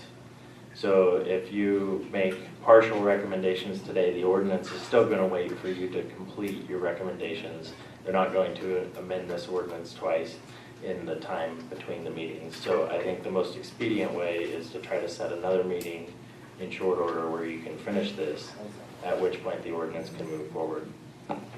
Well, or we choose not to address some of these things and make the recommendations that we're comfortable making and move forward. Yes. Probably it's more important to the people here that if we move forward with the ones we've already decided on, and we take care of one or two more. You know, the thing is that I understand that that the Hayfork opt-out area is not important to anybody else in the commission except me. Let's make a motion. Pardon? Make a motion. Okay, then. We have If nobody is, if there is nobody, Yes, you know. There may not be any public comment. They're just gonna approve it, let's just do this. Seriously, don't read your letter. Okay. So, If you're gonna lose order of the meeting, we're gonna have to call it, because these don't go well that way. thank you, Council. I asked the public to please, I understand it's 11 o'clock, we're tired, but you, as well as we do, we want to see this through. So please bear with us, be patient, and be quiet, please. So the dwelling requirements, we will set for another time and move on to excluding Trinity County Waterworks District 1 and including Bucktail subdivision in the opt-out areas, which is in Lewiston. Commissioners, you want to move forward with these last two items? I do. Okay, let's do that. We're going to open public comment, and I ask you, please be brief on excluding Trinity County Waterworks District 1 and including Bucktail subdivision in the opt-out area.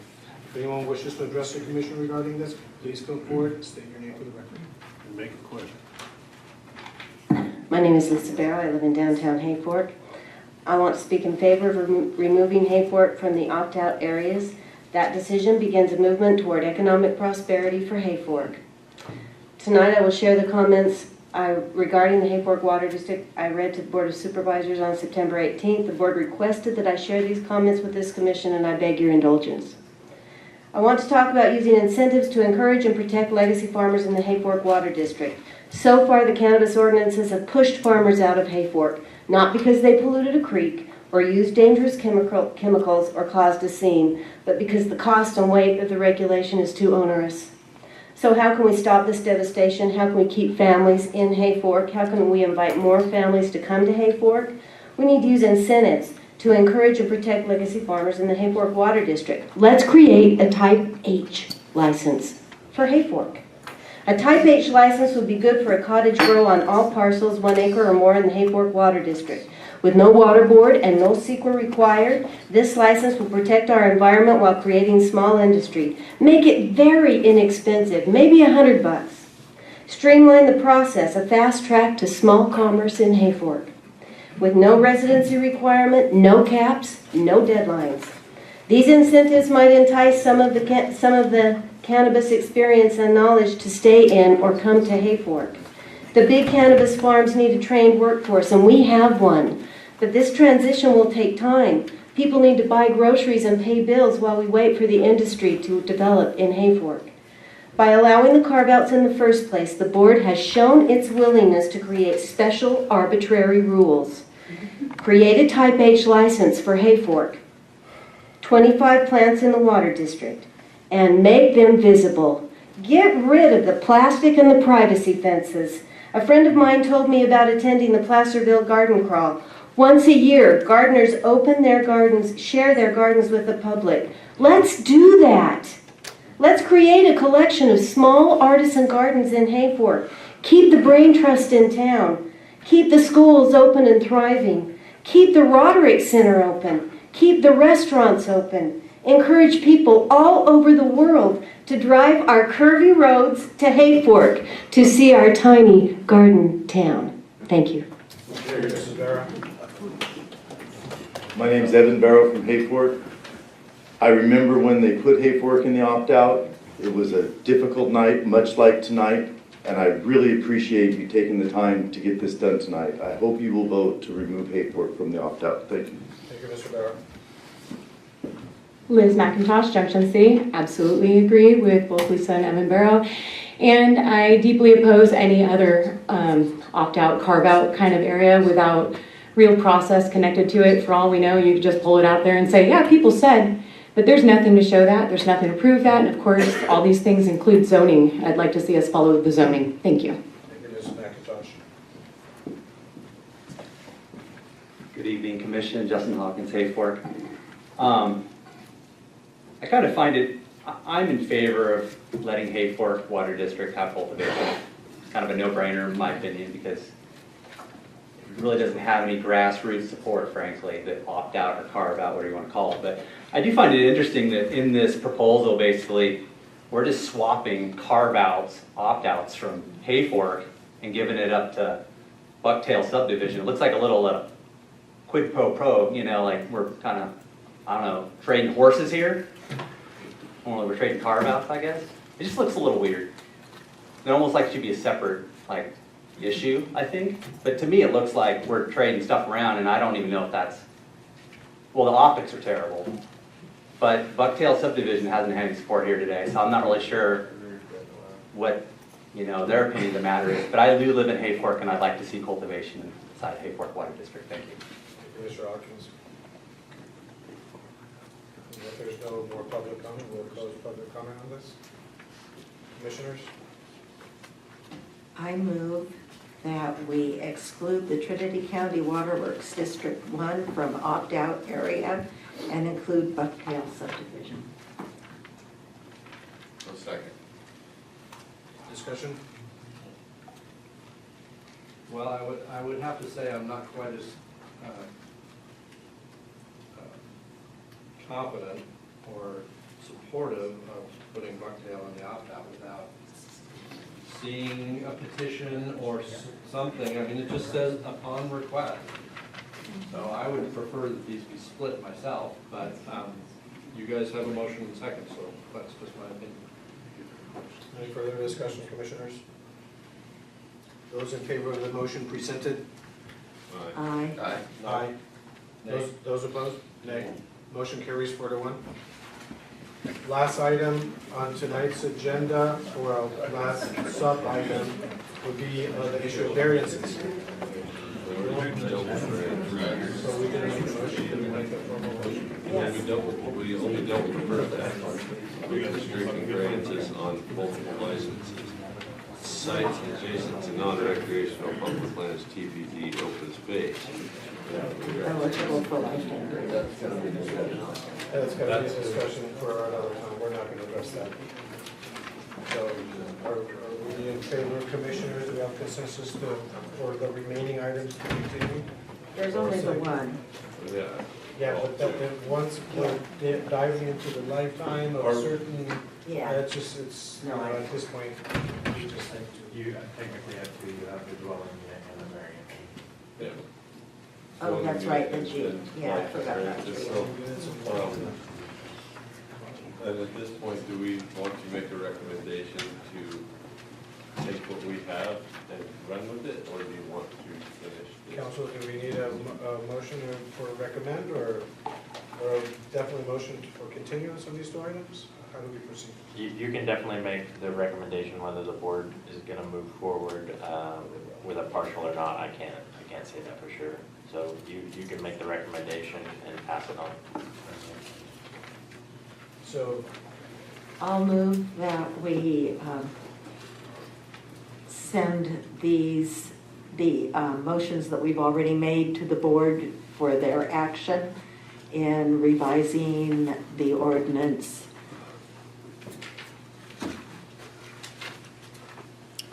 I'll second that. Motion second. Those in favor of the motion presented? Aye. Aye. Aye. Aye. Those opposed? No. Motion carries 4-1 to make the recommendation.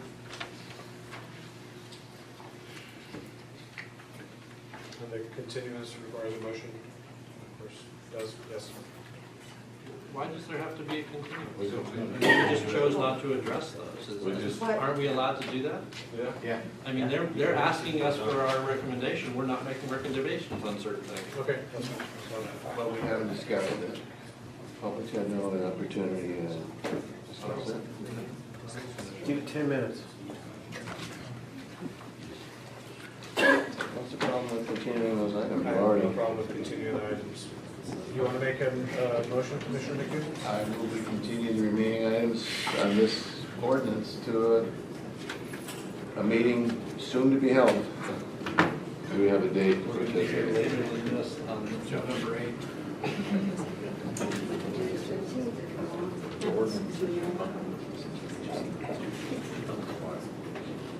We have a motion. We have a motion.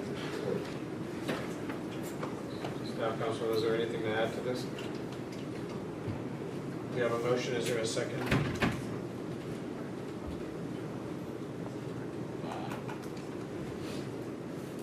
The motion dies for lack of a second. I guess we have made our recommendation to the board. moving forward. Next item on the agenda.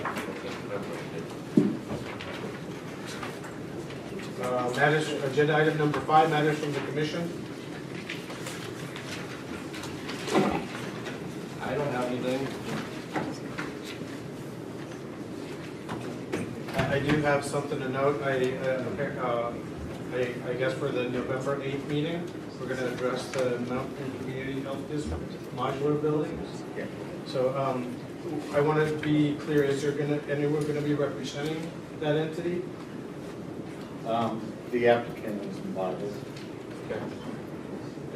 Are they going to suggest any proposals, alternatives? I mean, this is moving forward very quickly and the public really wants some answers. And it's not like they're gonna tear the buildings out, probably not, but they would like to see some alternatives or some solutions to what has been taking place already.